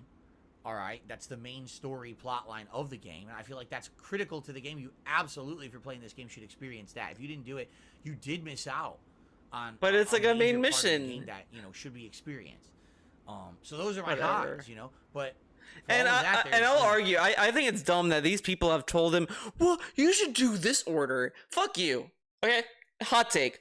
I think the best way to experience Tears of the Kingdom story is just to go to the glyphs that you go to. Just do it, like, go to whichever one. Fuck the order.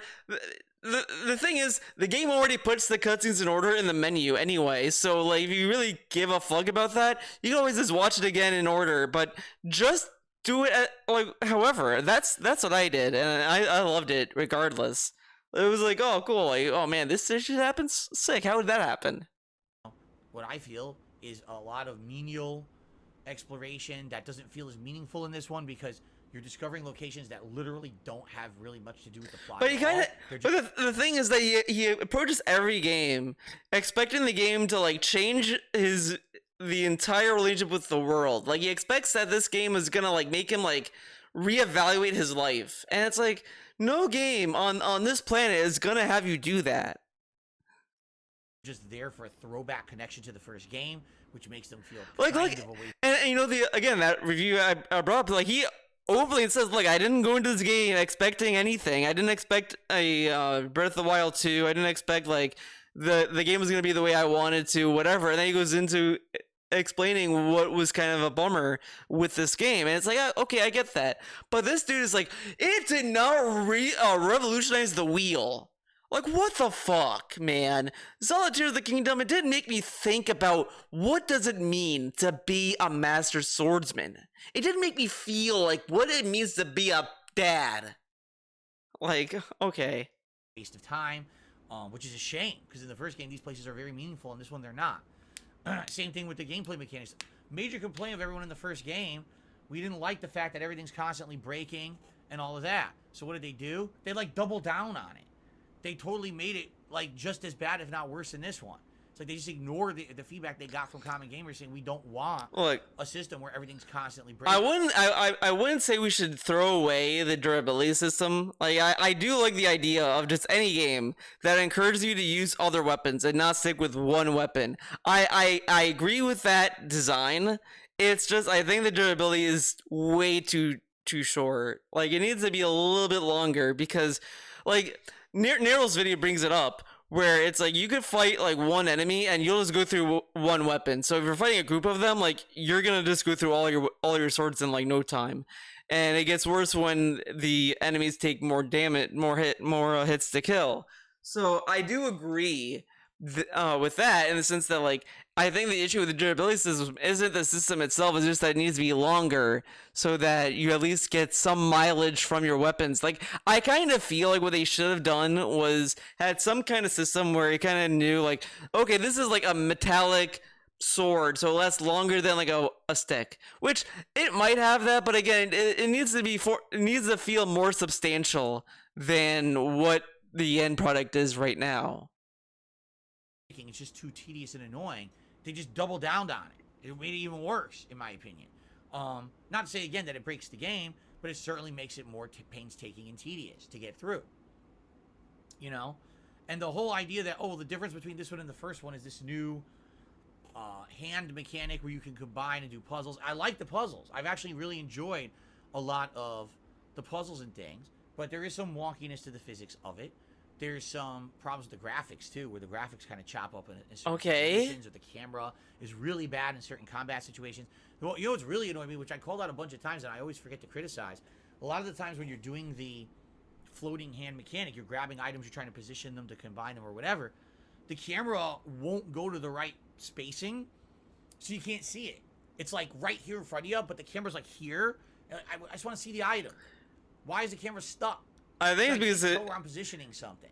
I feel like it might be because of the motion controls. There is like a motion control like thing. You can turn it off in the system settings. I just don't turn it off because I do kind of like aiming with it a little bit. It kind of helps me fine tune what I'm aiming sometimes. It should be fixed or criticized or improved.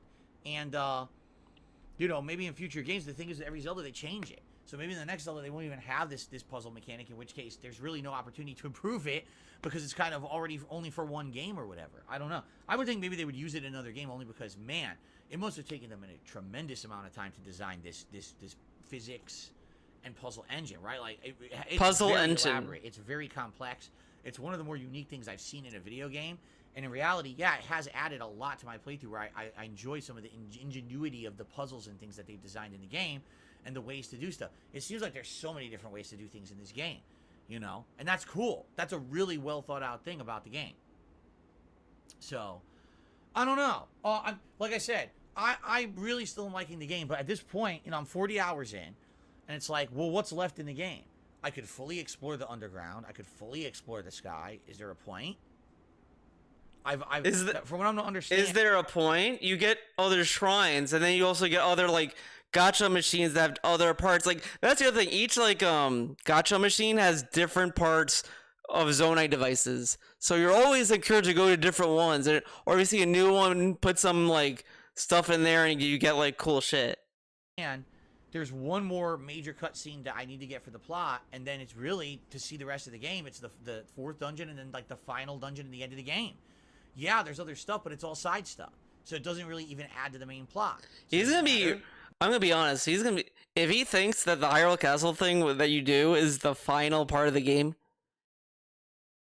that's all I'll say. That's all I'll say. If he thinks that that's it, it's gonna be fun. No, it doesn't. If I was trying to purposefully make a 100-hour playthrough, I could put another 50. Well, I guess after another 10 hours, it'll probably be about another 40 hours of gameplay on here. But is it really gonna matter? And it's funny that everyone says, oh, you can upgrade your armor, and you can do this and that. And I'm like, yeah, but I'm at the end of the game. I didn't need it. I'm at the end of the game. I didn't need to upgrade my armor. An enemy killed me. It took 11 hearts.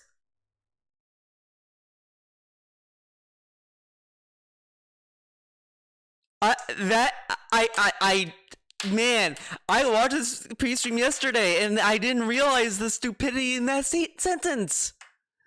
He just complained about a boss taking 11 hearts away. And then says, I don't need to upgrade my armor. Okay. So what was it there for, right? I just, you know, it really does kind of make me scratch my head because I don't know how someone could play the game and not understand what I say when I say there's blow. I just don't get it. But again, if maybe this is the game that you sat down and you were just so immersed in the world of Zelda and you couldn't wait, you were waiting 6 years painstakingly, when is this game coming out? Because I love Breath of the Wild so much and I can't wait for the next iteration. It comes out and everything you feel is fan service for you. Like every little town, every little tweak, every little thing, you know, was made just for you specially. But this is so stupid because if it didn't have this fan service, he would say, where's the fan service? I mean, come in. You're really enjoying every moment of it and it's the only thing you're playing and you're having a great time. I get it. Like I said, I feel like if that's the case, if you have that feeling of unlimited time, unlimited resources, and you can sit and enjoy it and it's all you're doing, this is probably the best open world game ever made. That's for you. But for me, that's not what I was going into it even wanting or expecting, because I knew that there were other games on the horizon in June that I was going to want to play for you guys, and I knew this is exactly what was going to happen, that at some point we were going to hit a series of time where I wasn't playing it a lot. And then I was like, well, do I really want to spend my time taking my time and make this a 3-month playthrough? Or do I want to just streamline it and try to get to these elements and continue on with progress, right? Correct. So, yeah, like to me, I can understand for sure everyone out there who's praising the game. All right, I get it. What I don't understand is why my opinion is not valid. I'm being honest now. Like, just because I'm different doesn't mean that I'm wrong. It just means that I'm trying to tell you from a different perspective how this game can be viewed. From my perspective, it is a But very good game. the other thing is that I think a lot of people are just like they're afraid that like some random Nintendo employee is gonna watch us and decide we should listen to him, and we shouldn't. But it's a game that leaves a lot to be desired because the pacing's bad, because there's too much extraneous content that doesn't really have meaning. And it seems like everyone's solution, whenever I come into something that I'm not liking about the game, is, well, you should have spent more. But like, look at this though. He's telling us how we should listen to him and we should like be open to him. And then when he has these problems, then people are like, well, try this. Look, these are solutions. I don't want to do that.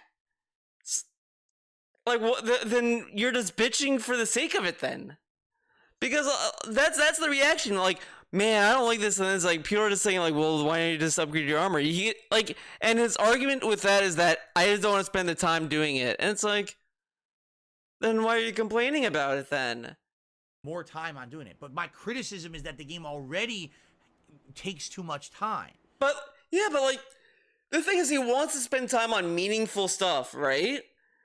Then wouldn't doing the side quest to get the fairies opened, all of the fairies, and then getting the materials to upgrade your armor make that meaningful because it's affecting your armor set? Like, all of that matters, and you get different effects as well. Like, you get all this stuff, all this benefit from doing it. And he's like, well, too much bloat, man. Why would I want to do that? It's like, you're doing all this nonsense that you don't need to do, but the one thing that you can get something factually out of, I don't want to do that. Too much bloat. It's like, then like, come on. You're doing dumb shit. You're doing dumb shit. And your answer is spend more time. That's not an answer. That just reinforces my criticism of the game, yet you're saying my criticism is invalid. That's what I don't understand. And I haven't seen a single person like, it's not the game. This is it. It's not the game's fault that DSP spent more time on bullshit than doing stuff that actually matters, like the armor system, the shrines, all that stuff. Like, him focusing on bullshit doesn't mean that it's the game's fault. He just chose to do that Hinox fight with bad armor. He chose to do that. He could have just said, you know what, I need to do the armor upgrades. Because that was like the beginning of the game. You watch his beginning playthrough, he goes to an area, he gets killed in like one shot, and he doesn't think to himself, you know, I should upgrade my armor set. I should find a way if there's an upgrade system in this game like it was in the last game, or in any other game for that matter. Okay, and then he finds the fairies, and he does that. Oh, I figured it out. Oh, there's another fairy. I should do that too. Like all this stuff. The game feeds into that. But no, I don't want to do it. Not for me, man. Besides, well, you should have went into this game with the mindset that you need to spend 100 hours. No.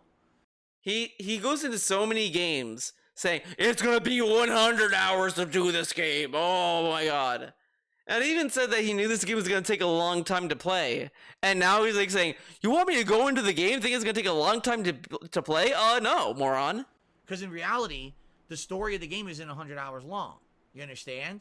It's not. It would be one thing if the game was like, here's 12 things. You know what? You know what's... This is karma. This is factual karma for this fucker, because the beginning of the when the game came out and all this stuff, what was the one thing he bragged about?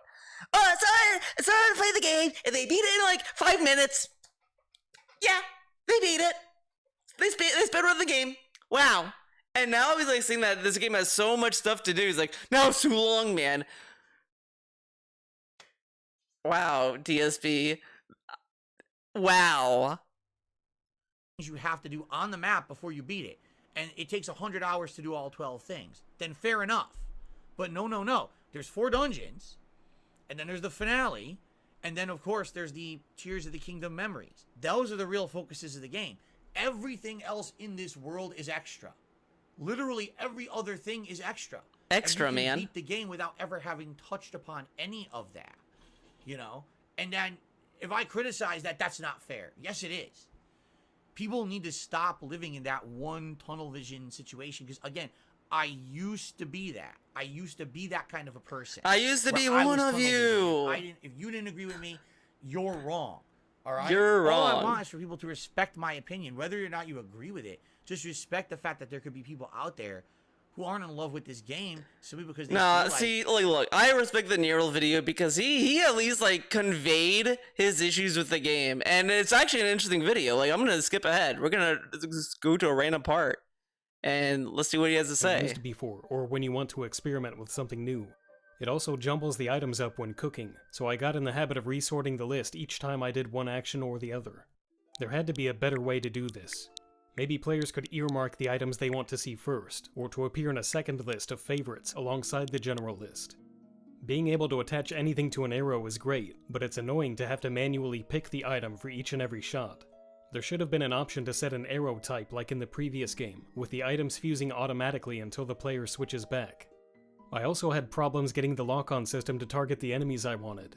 Tapping ZL is supposed to cycle through the targets, but it often kept selecting the one closest to the center of the screen, making it hard to address attacks coming from the side. That kind of feels like the camera also doesn't a dither glitch. fade obstacles enough and easily gets obstructed whatever. by every single thing.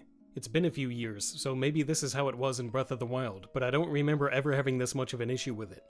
Apparently the game was finished last May, and the developers spent an entire year on polish, so it's weird to see control systems as unpolished and clumsy as this.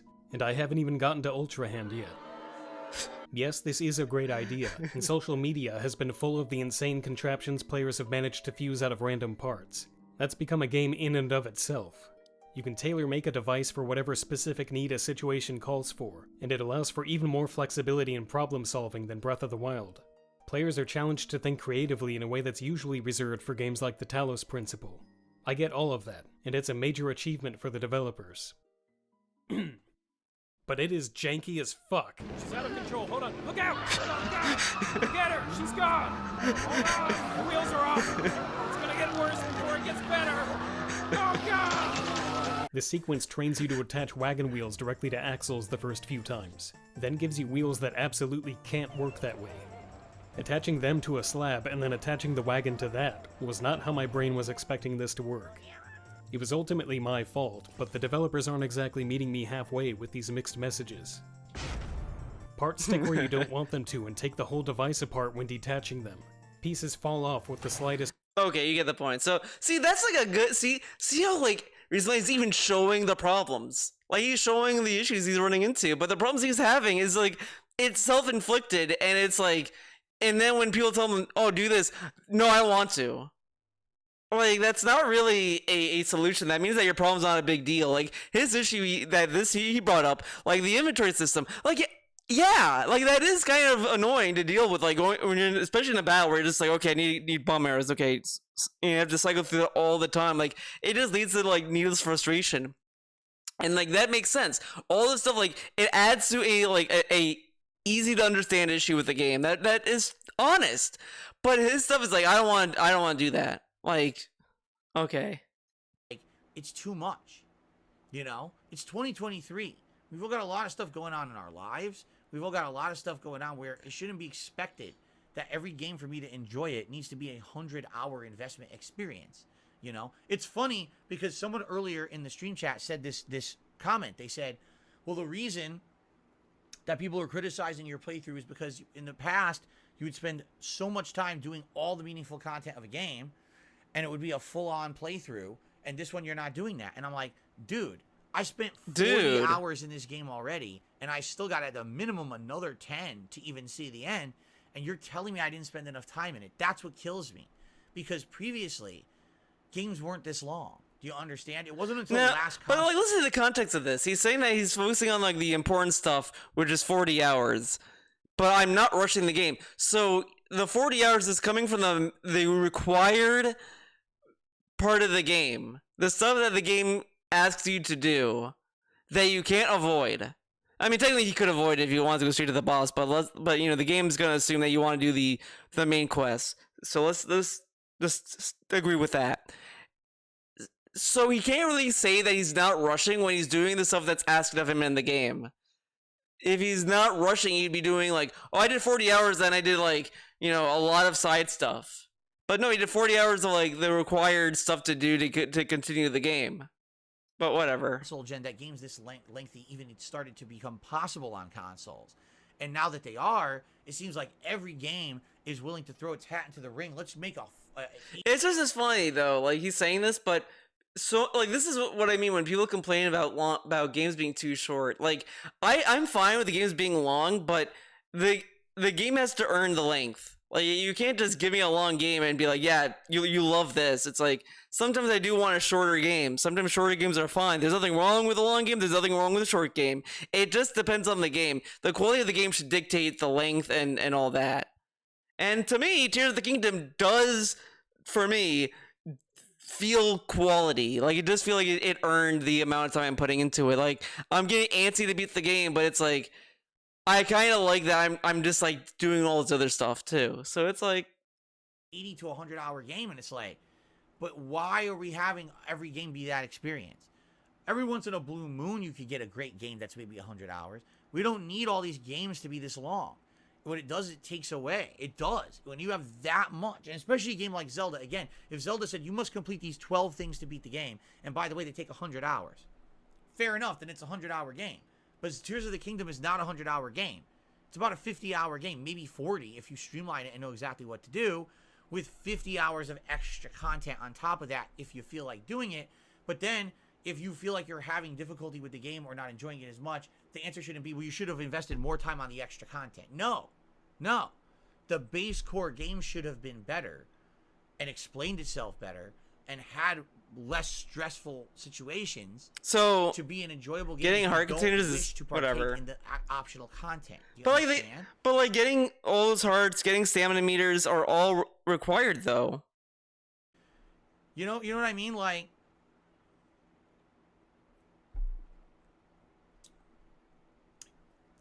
to give you some perspective, and I know I'm an old school gamer, and a lot of people won't understand this reference. Let's say you're playing a classic Final Fantasy game. Usually, when you're playing a classic Final Fantasy game, you can play through the plot at a normal pace and beat the game just playing the plot.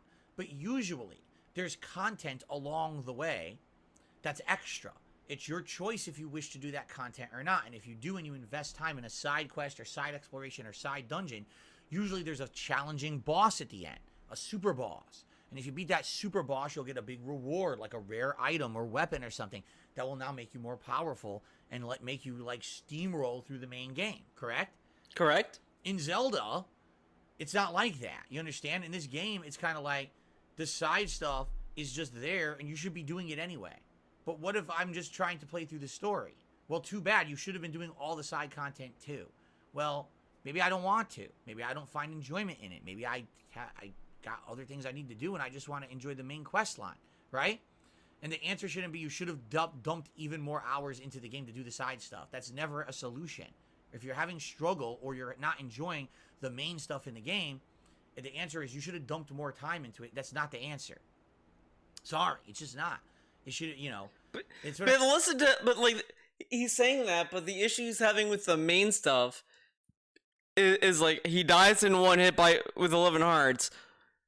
So the solution is to like get better armor though that the game offers. Why not hone in on the side quests that would give you that kind of stuff? Why not hone in on that kind of stuff? Do that kind of content. Like he said multiple times, he's only doing shrines that he can find. He's not gonna go out of his way for shrines and all this stuff. But like, what about the gear? Why not go out of your way for that? Why not just look at what's being offered for you and say, I'm going to focus on that. Oh, the fairs give me upgrades? I'm going to do that. I'm going to do those side missions. Like, I get that there's all these side missions and some of them are not really fun and all that, but then you could just do the ones that matter and just stick with that. Like, the Nero video, he even says in his playthrough that all these materials he needed just became a grind and a chore that he didn't even feel like doing, so he honed in on the armor sets that he's comfortable with, that he could easily upgrade, and he stuck with that, and that's how he beat the game. You could argue that that's kind of bad game design or whatever, but he did what he needed to do to play the game, which is more than what he could say. what I mean, like side content and it's optional and meaningful if you do it, if you really love the game, versus side content and it's just there, that's what you're doing to play the game, just to be necessary to advance through the game. I don't know. Anyway, I've now talked about Tears of the Kingdom for like 40 minutes. So I could literally go on forever and ever and ever and ever about this. I could. What's funny, not even kidding you right now, Super Mario Sunshine fan says, the only side content that's basically necessary is the Great Fairy armor upgrades, which you didn't do. Yes, I did. First of all, the game never points them out. You have to find them on your...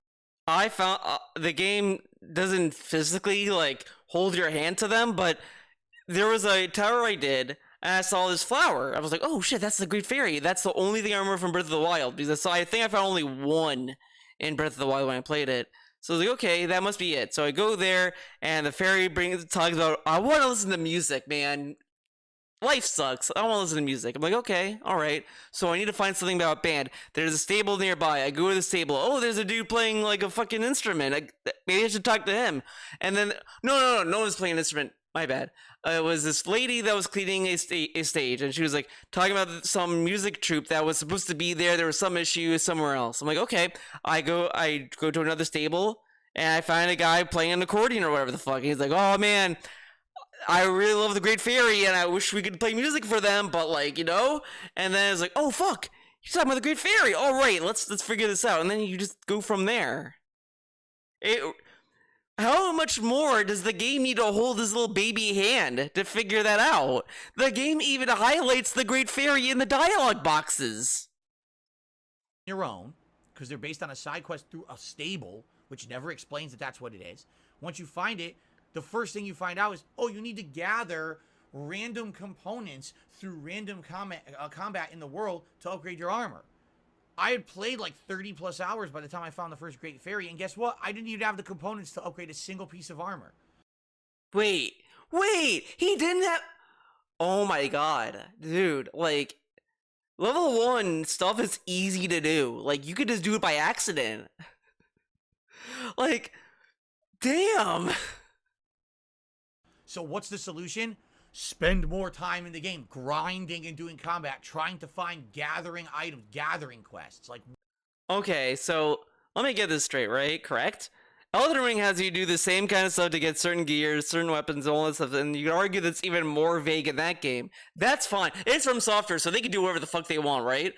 But then you play Oblivion, you see these other RPGs and other games that are like, you must gather this for that.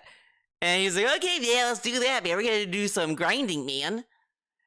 Oh, he hyped up Diablo 4 as a grinding style game. Oh, this is gonna be a game where we're just gonna be bored and just grinding all night. That's fine. Zelda, hey, man, you might need to grind a bit. Oh my god, this is garbage, man. Oh my god, I have to grind? Terrible. what are you talking about? No, that should not be the solution. That literally should... That's not a solution. I'm dying in one hit. Help. Okay, try to upgrade your armor. No, that's not a solution. Idiots. No, the solution should be, hey, Phil, there's an armor that is like, you know, one hit gives you, lose you like a little bit of your health. That's the solution I want. Not this like bullshit of like finding materials and upgrading armor in a game that has an armor system. No, stupid fucking solution, idiot. Shut up. not be the solution to dump more time into the game I'm telling you is too bloated to begin with. That's never the solution. But again, it's bloated for him because he's spending more time on stuff he doesn't really need to do. But the stuff he needs to do should be the focus, which he needs better armor, so that should be taking a majority of his time. Like, that's the thing. Like, that's how RPGs are. Has he ever played an RPG? Like, it's like me complaining, like, man, I want Black Frost in my party.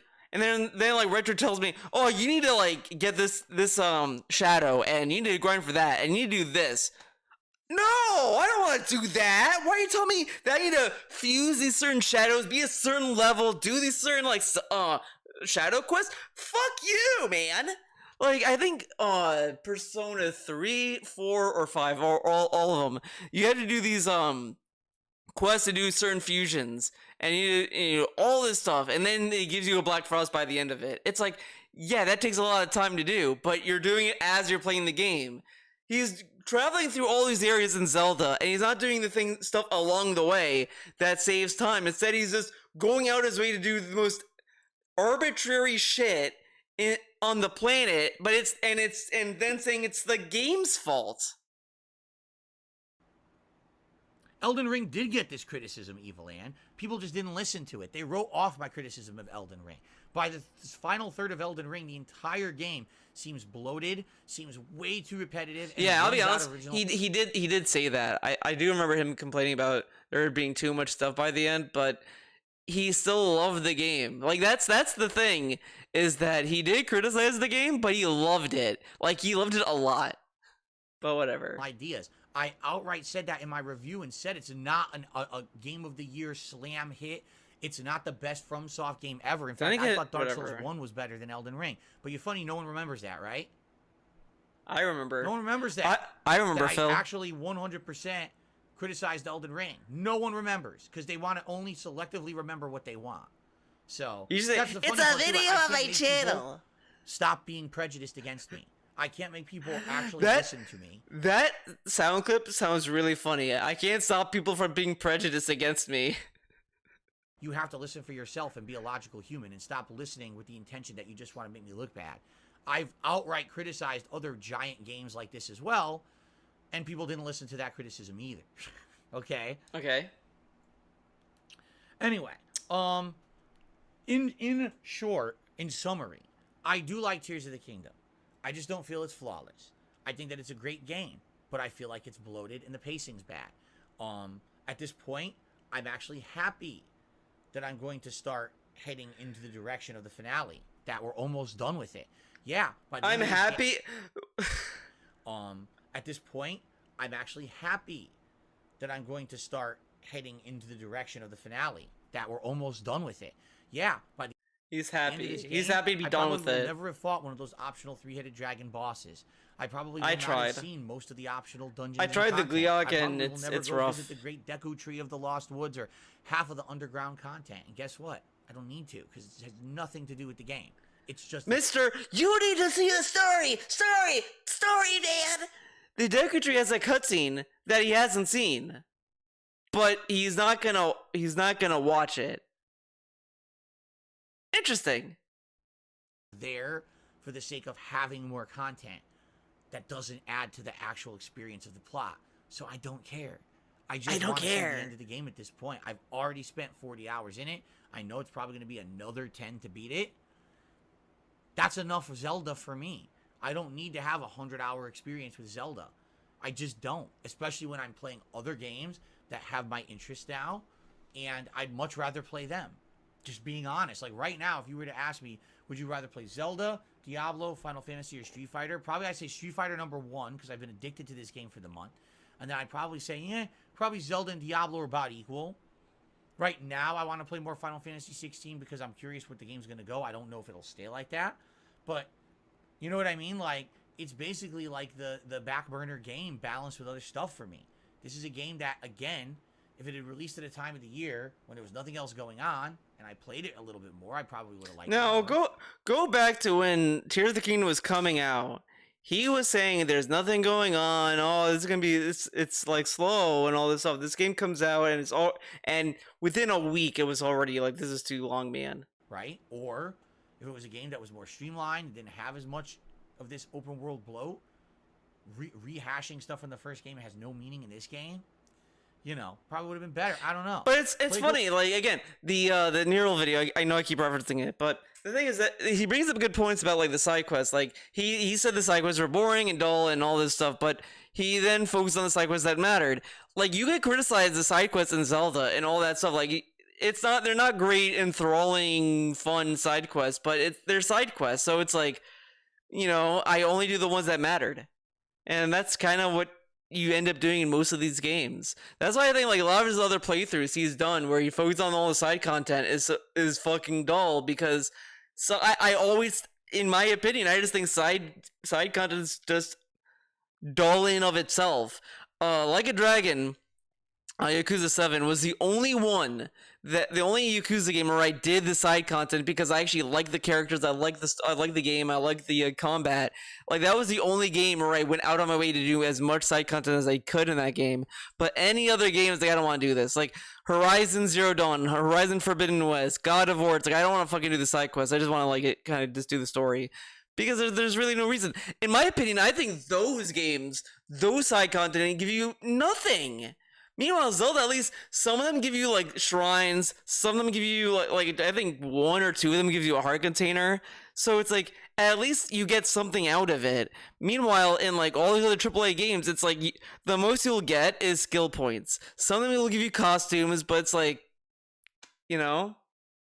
Does this mean you like Breath of the Wild more than this one? Well, I'd like to reserve that judgment till I beat it. What I'll tell you is this. The gameplay mechanics of this one are better. But I feel like because of the fact that you're in the same world and there's so much bloat and nothing really feel like in the first game, everywhere you went, you were like a sense of wonder and awe. I discovered a new thing. Wow, Kakariko Village is in this one? That's cool. Kakariko. Ooh, the Lost Woods. What's the new version of the Lost Woods in this one? Look at this. I could ride a dragon and get a cool thing. You know, there was all this stuff in that first game. I don't think you could ride the dragon. This is a video I saw on Twitter where someone tried to land on the dragon in Breath of the Wild and he just rolled right off it, which happened to me. I think I tried that once because I wanted to try to fight it, and I just rolled right off it. So it's like and after that, it's like I don't get the point of these dragons. You just don't do anything. But now I think they let you land on them, so it's... And in this game, it's kind of like, well, you've already seen the dragons, you've already seen all the locations, you've already seen all of it. There's a little bit of a different twist. Where's the real wonder? Solving the physics puzzles in this one. Building things and that's the wonder in this game. What's the creative way to... So he has no wonder about the depths? Oh, because he can't see anything. I guarantee that's what it is. He doesn't want to go into the depths again because he can't see shit. The physics in the building to solve puzzles and get around challenges. But outside of that, you've kind of like already seen all this. You know what I'm saying? So I do think that a lot of that wonderment's lost in this one. And does that mean it's worse? I don't know. Let me beat the game. Let me actually finish it because we're getting close to the end. Let me finish it, and then I'll honestly give you my summarized opinion once I beat it. But right now, yeah, I'll be honest. I might have liked Breath of the Wild more than this one. We'll have to see by the time that we're all said and done. I don't know right now. I'd like to actually... If really the only reason he'll like Breath of the Wild more is because of the sense of wonder bullshit, fuck off with that. Like, that's such a lame thing to prefer a game over. Well, I was like, whoa, in Breath of the Wild. Tears of the Kingdom was like, But it's like, it's stupid. Get to the end and see how it all ends and stuff like that, okay? All right, that went way longer. Because than again, like... At least Tears of the Kingdom has a better story, in my opinion. Okay, so a bunch of super chats came in, all from the same person. Someone called Falindil. Oh my God, Falindicolis. Get it? Falindicolis, like a phallus and a dick. Falindicolis. Well, that's a really hilarious name. So their first super chat. So mad about that name. name. One day you'll go back and do a Tears of the Kingdom redemption run Yeah. when your gaming schedule is less busy. I think you would really like it if you felt less pressure to make X amount of progress every stream. You do realize that will never happen. Like, when in my life... This dude has complained, there's no games coming out in summer, man! No games coming out in summer! They never release games in summer! All this stuff. And then someone's like, well, then why not play Tears of the Kingdom again during that kind of period? That'll never happen. Okay. Life. Will I be able to sit down and say, I have unlimited time to play this game? This is my job. You understand? Unlike anyone else where... But that's such a dumb statement, though, because you could play it. Playing the video game is the thing outside of the job for enjoyment to unwind for the job. This is the job. The dude was saying, why doesn't he just play the game again when there's no other game coming out? He complained that too many games are coming out and he had no time to do this. He says, well, since you've already experienced the story, why don't you just go back and just kind of explore the game more when there's downtime and there's no other new releases or anything like that? I can't, man. This dude. For me. So there's always going to be me balancing things with other stuff. There's always going to be me having time constraints of a stream. That literally can't happen. And I think that's one of the points I'm making is when every game now is becoming 40 plus hours and every game has giant open worlds with optional content that's full of bloat that's not essential to the plot. This is what happens is that you can't really fully enjoy those style of games. It's just not for a streamer or content creator like myself. You understand? Okay, whatever. Okay. Able to enjoy the game as much as I have, because I really feel like if I skipped it entirely, I would have regretted it. So I'm happy that I'm playing the game and enjoying it for what it is. I really am. And I want to say thank you to those who've been respectful of my opinions, and thank you to those who are understanding of why I can't play it at, tons. A lot of people, oh, every streamer already beat this game. Yeah, take a look at how they beat it. I thought streamers can't play this play game for 2 weeks straight and beat it. Me, I was balancing a million other playthroughs like I always do, and like I say, I'm the jack of all trades, the master of none. I'm not just going to sit here and drop everything to play the same game for 2 weeks, So, Thank you. But if that's the case, though, like, see, this is the problem with him when he wants to balance these games to be a variety streamer. Then he can't complain when games take forever to beat because he's already playing him a short amount of time. And if he just wants to do that, that's fine. But he kind of puts him back in that expectation of I need to play as many games as possible. I need to beat this game and do all this stuff. Like he's making himself more stressed out than he needs to. It's like when you do a painting and instead of just focusing on the current task of painting, like I need to get the outline down. I need to draw the outline first. I need to like start to like put in like general details and go into smaller details. I just think immediately I need to get to the painting phase. I need to get the oil paint ready. Where's the oil paint? Oh my god! And it's like, dude, you haven't even put the pencil. You didn't even do the outline yet. Why are you talking about the oil paint? Understanding, but I don't ever see myself being able to just sit down and be like, hey, I could just sit here and play Tears of the Kingdom nonstop for 100 hours for 2-3 weeks straight and never have an interruption and everything's fine and no one's going to complain and we're good to go. I don't think so. How would that ever happen, right? Okay. I got another super chat from Fallon Dickolis. Maybe a year or two down the road you can play Tears of the Kingdom like you played your recent Skyrim and Oblivion playthroughs. Well, see, that's a different animal. Oh, that's different!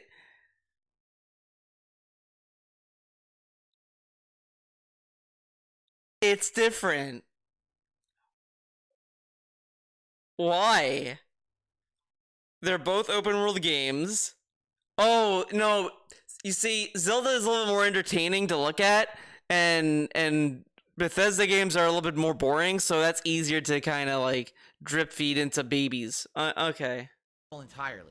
You're talking about not playing it as an ongoing role playthrough, but more of like a chill stream deal, extended period. Okay. I mean, that could possibly work. The thing is, I'm already. But that's what the guy was saying in the beginning, because he already played the game. Kind of playing it as a chill stream. You understand? Like that's kind of how. This dude is such a weasel. He's weaseling through all this fucking shit. It's too long. I can't beat it. Okay, why don't you just go back to it? Like beat it now, and then go back to it and just like relax and fuck around. So you're saying I should do it? Well, I'm doing that now. I'm chilling with the game now. What the fuck? Like any suggestion you give him, it doesn't help. Because he's not looking for a solution. That's the problem. That's the thing. You see? That's the thing. That's the thing wrong with him. He only brings up problems. He's not looking for a solution. He's not interested in that. He's not interested in finding a true solution to his one-hit kill problem in Zelda. He's not interested. If he was, he would have been like, okay, I should do the upgrade stuff then. No, that's not what he's interested in. He's just interested in bitching and bitching and bitching about this game. But that's not right? Because he has every right to complain. But you can't complain if you're not looking for solutions. Again, that Neural video, he brings up a problem. He says, well, see how this issue with the inventory. Why not just allow me to do this instead? See how this is more convenient, that kind of stuff. Like, that is, like, he has a problem. He found a solution. And it's like, why not, like, why can't we have something like this? Like, it makes sense. Like, at least, like, give some kind of semblance of that. But it's not, like, fully great. I've already tackled it. And people already are like, why are you playing this? Do other stuff. You see? They're probably asking him to move on to other stuff is because they're tired of hearing him complain about it. Every stream, he's like, oh, fucking Nintendo, they did another game that's like so stupid, they don't understand. Like, even the Master Quest segment, he was like, oh, there goes into not understanding what the common gamer needs and all this kind of stuff and complaining about it. And they get weird rants like this. Like, come on. I really feel like the Bethesda games, for some reason, they resonate with my audience. No. It's an Elder Scrolls game. No, I'm sorry. Every single time he plays it, his audience is dead. And all those playthroughs have been carried by whales. All of them. Not one of them was like, because people genuinely cared about it. No one cares about Bethesda RPGs. I'm sorry. Like, I mean, I'll give Fallout a slight pass, but it's still like they're not very fun games, and especially how he plays it, it's just not fun. They find a way to resonate with my audience, and there's a big fan base for that likes to tune into my streams of it. With Zelda, I just don't feel that. And the weird thing is, I love Zelda. It's not like I don't like the game, but I just don't feel like people who watch my content have that same kind of connection with Nintendo as they do with Bethesda for some reason. I don't know. Maybe it's I because don't my know. earlier playthroughs were a lot of Bethesda stuff. I don't know. I don't know. Phil and Dickolis did another super chat. Tears of the Kingdom is definitely bloated. The bloat is higher quality than virtually every other open world game. That, arguably, you're correct. What? I'm literally not saying that the content of the game is bad. You haven't noticed that, right? I haven't said, hey man, it's so bad. I just said it's extra, and it's not necessary. Bloat doesn't necessarily mean bad content. It just means so much content that you feel swollen and overburdened. That's really my best description. That's insane. Because if you have a game that's bloated with content, he's implying that all of it is like meaningful. But he complains about how it just wastes time. It's not good I'm not saying it's bad content, but you're complaining that it takes time. But even on a fundamental level, you could just assume the side missions are bloated nonsense that are just kind of meaningless. Whatever. Description of Tears of the Kingdom. I feel kind of overburdened with the amount of content that they have put into this game for me. Fallon Dickolis did another super chat. Says bloat isn't necessarily a negative word. And there you go. I have to agree with that. I'm not saying, when I say bloat, everyone immediately thinks this is some kind of a toxic negative comment. It's not. It's, just think of it this way. Right? You sit down at a restaurant to eat a delicious meal. They feed you course after course after course. Low-key, I kind of feel like DSP's afraid Fallon Dickolis is like a secret troll, so he's trying to be super cool to him, so he could be a super victim. That's what he's baiting. I know his ways. It's so obvious. He sees a dude like saying something that, because he's arguing in a way with DSP, and DSP is like, I'm gonna be super kind to this guy, and that way, like, because look at him, like, he's whatever. You know what I mean? The main course, that's the most delicious part. It's super filling and amazingly delicious and amazing. You're glad you had it. But then there's all these other things. There's appetizer. There's palate cleansers coming in. There's bread, delicious bread with... I hate this example so much. It's meaningless examples because it's not explaining what anything is. Water over here. You want to partake in that too. But what happens is you're partaking so much in the meal, you're bloated now. And you got to deal with that after you've feasted. But... the issue with that is that he's in a scenario where he's being forced to eat all that stuff, but in the actual game, you're not being forced to do that. You're not being forced to eat all these appetizers. It's like an open buffet. That's what it is, and you can choose what you want from the buffet. It's an all you eat. I'm using the same food analogy as DSP would, but it's like going to an all-out buffet, and it's like, I can't eat all this food. Why do they have all this food here? They should have like one thing only, just the appetizer, main dish, and dessert, and that's it. I don't need like a chicken, steak, pork, other kind of steak, vegetarian, and then I don't need salads. I don't need all this stuff. Just cut all that stuff out. Have like 2 main dishes, 2 appetizers, and 2 desserts. Like, that's why this example is garbo, man. And that's kind of how I feel. Like, there's great stuff in this game everywhere, in every direction. The problem is, by the time that you get through it all, you feel so bloated because it took so long to get through, right? Now, what if you're someone who's... But again, that doesn't make sense, though. How would I feel bloated if I'm playing a game and I'm enjoying it and I do all of it and I feel fine? Like this example is stupid. Constraint.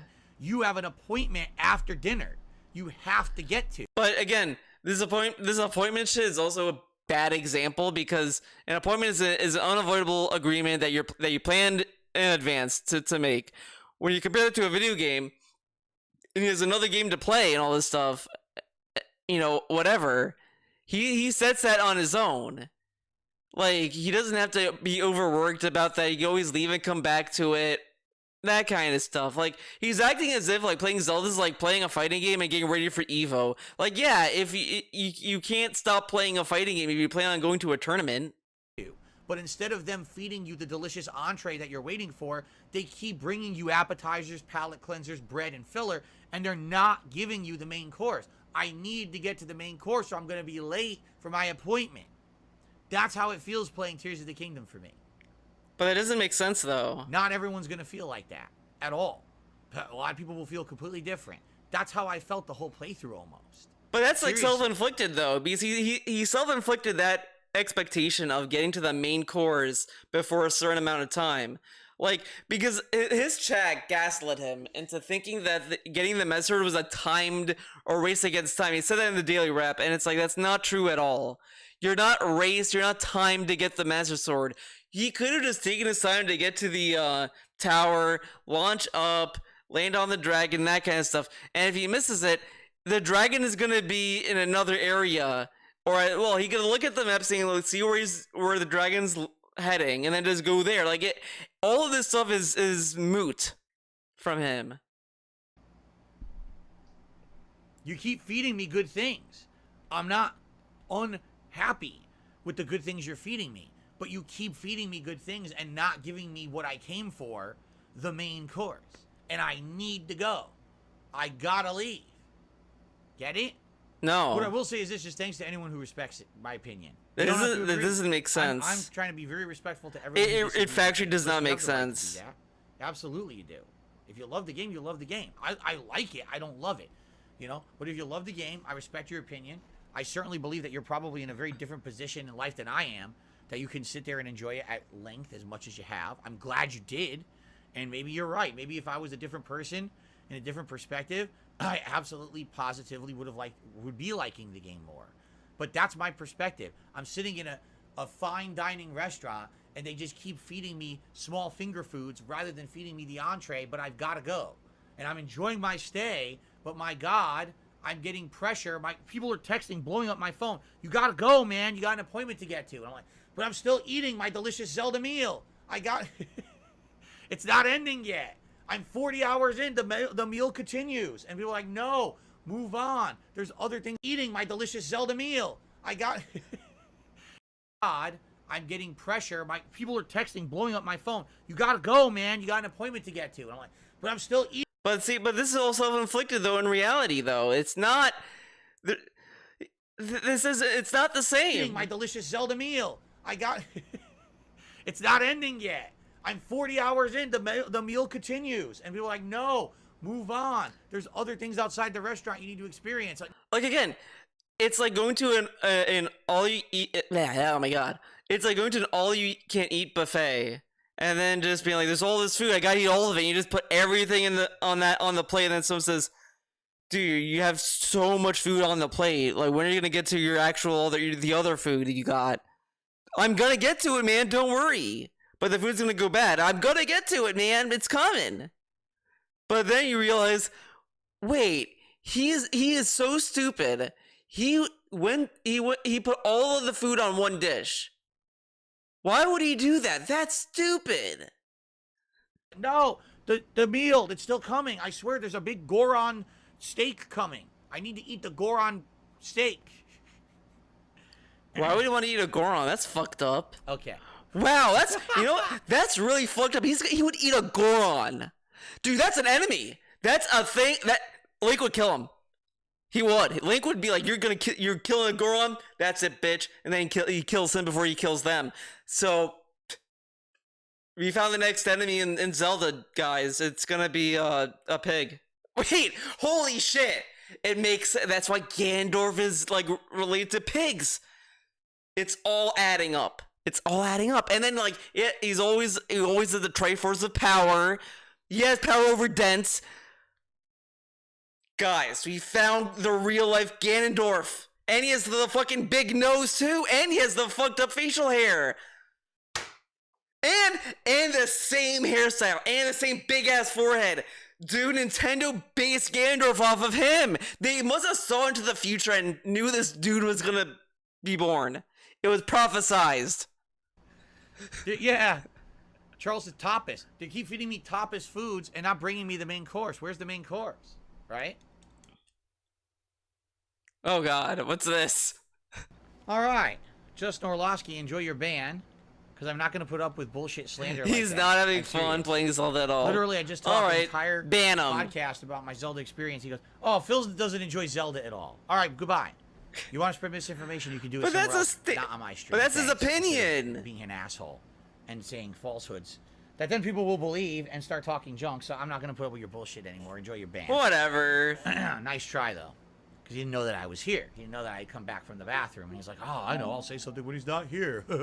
I'm so sly." No, Yeah, no, look at this. Look at this. Dude, he brags about this, but if he said it when he's in chat, when he's there, he'd ban him anyway, so it doesn't matter. Sly, all right. Oh, it's definitely worth banning. In fact, I should do worse. Wow. Whoa, that loaded so fast. Holy shit. It loaded so fast. It's like the PS5 has an SSD. Dun dun dun.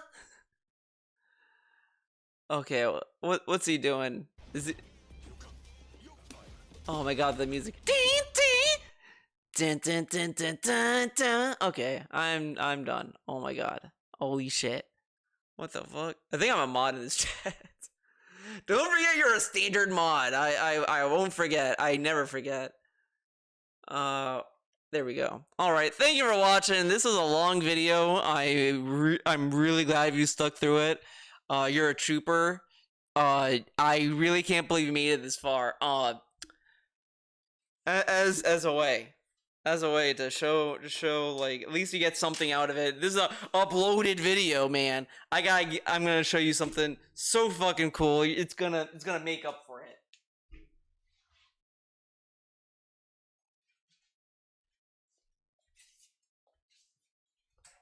All right, okay, guys, get a load of this.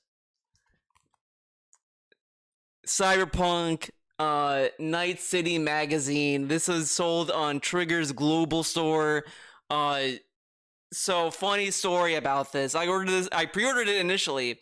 When they shipped it, I got an email from Trigger saying, "Hey, there's an error with your shipment. We sent you the wrong thing. So if you want it, send it back and blah blah blah." Like they said they sent the wrong thing. So I'm like, okay, well, I didn't get the package yet, and the tracking wasn't being accurate because it's coming from Japan, so the tracking is kind of wonky. So I'm like, okay, whatever. I don't know where it is. The tracking said it was delivered, but I didn't get it, so I don't know. I didn't even get a notice. Whatever. So I'm like, okay, I'll just order it again. Doesn't matter. These aren't like super expensive anyway. It's not like I paid $200 for this, so it's like, okay, I'll just buy it again. I buy it again, and I had another shipment issue where it said it was delivered, but it missed me. But I didn't hear the door. I was streaming that day, so I didn't hear the door. So I'm like, okay, whatever. I scheduled a redelivery, never got redelivered, so I had to go to the post office to pick it up. Whatever. So I got this, but then the initial package that was the wrong item, I also got because I didn't know they had it. So I was like, okay, I guess I'll see what this is. And it is this. This is Gridman Universe. The recent movie that came out in March in Japan. It's gonna come out globally eventually. I'm very excited. I loved Gridman, SS Gridman, and then I also loved SSSS. Dianazen, whatever. That's a good show as well. Great show. I love the character Mujina. She's great. So I got two great art books. It was a great accident. Thank you, Trigger, for making the mistake, because I'll be honest, I don't think they sold this on their store. At least I didn't see it. So it's like, I got something for free. Pretty cool, huh? Well, technically free, I should say. But you open this. Ooh, look at that art. Look at that. Pretty cool, huh? And then I'll show you inside the Night City magazine. Oh, and you get everyone's favorite gremlin, Rebecca. You get Rebecca and Lucy. Then you got Davy and Lucy as well. So this is great. I will say I'm very happy with the size. I think I have another one that's like similar. I think they did one for Promare. So whatever, that's cool. It's a good length. So if you made it this far, you got some cool swag to look at. You're welcome.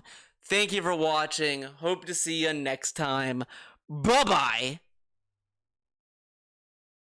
Wait. Time to skedaddle on out of here.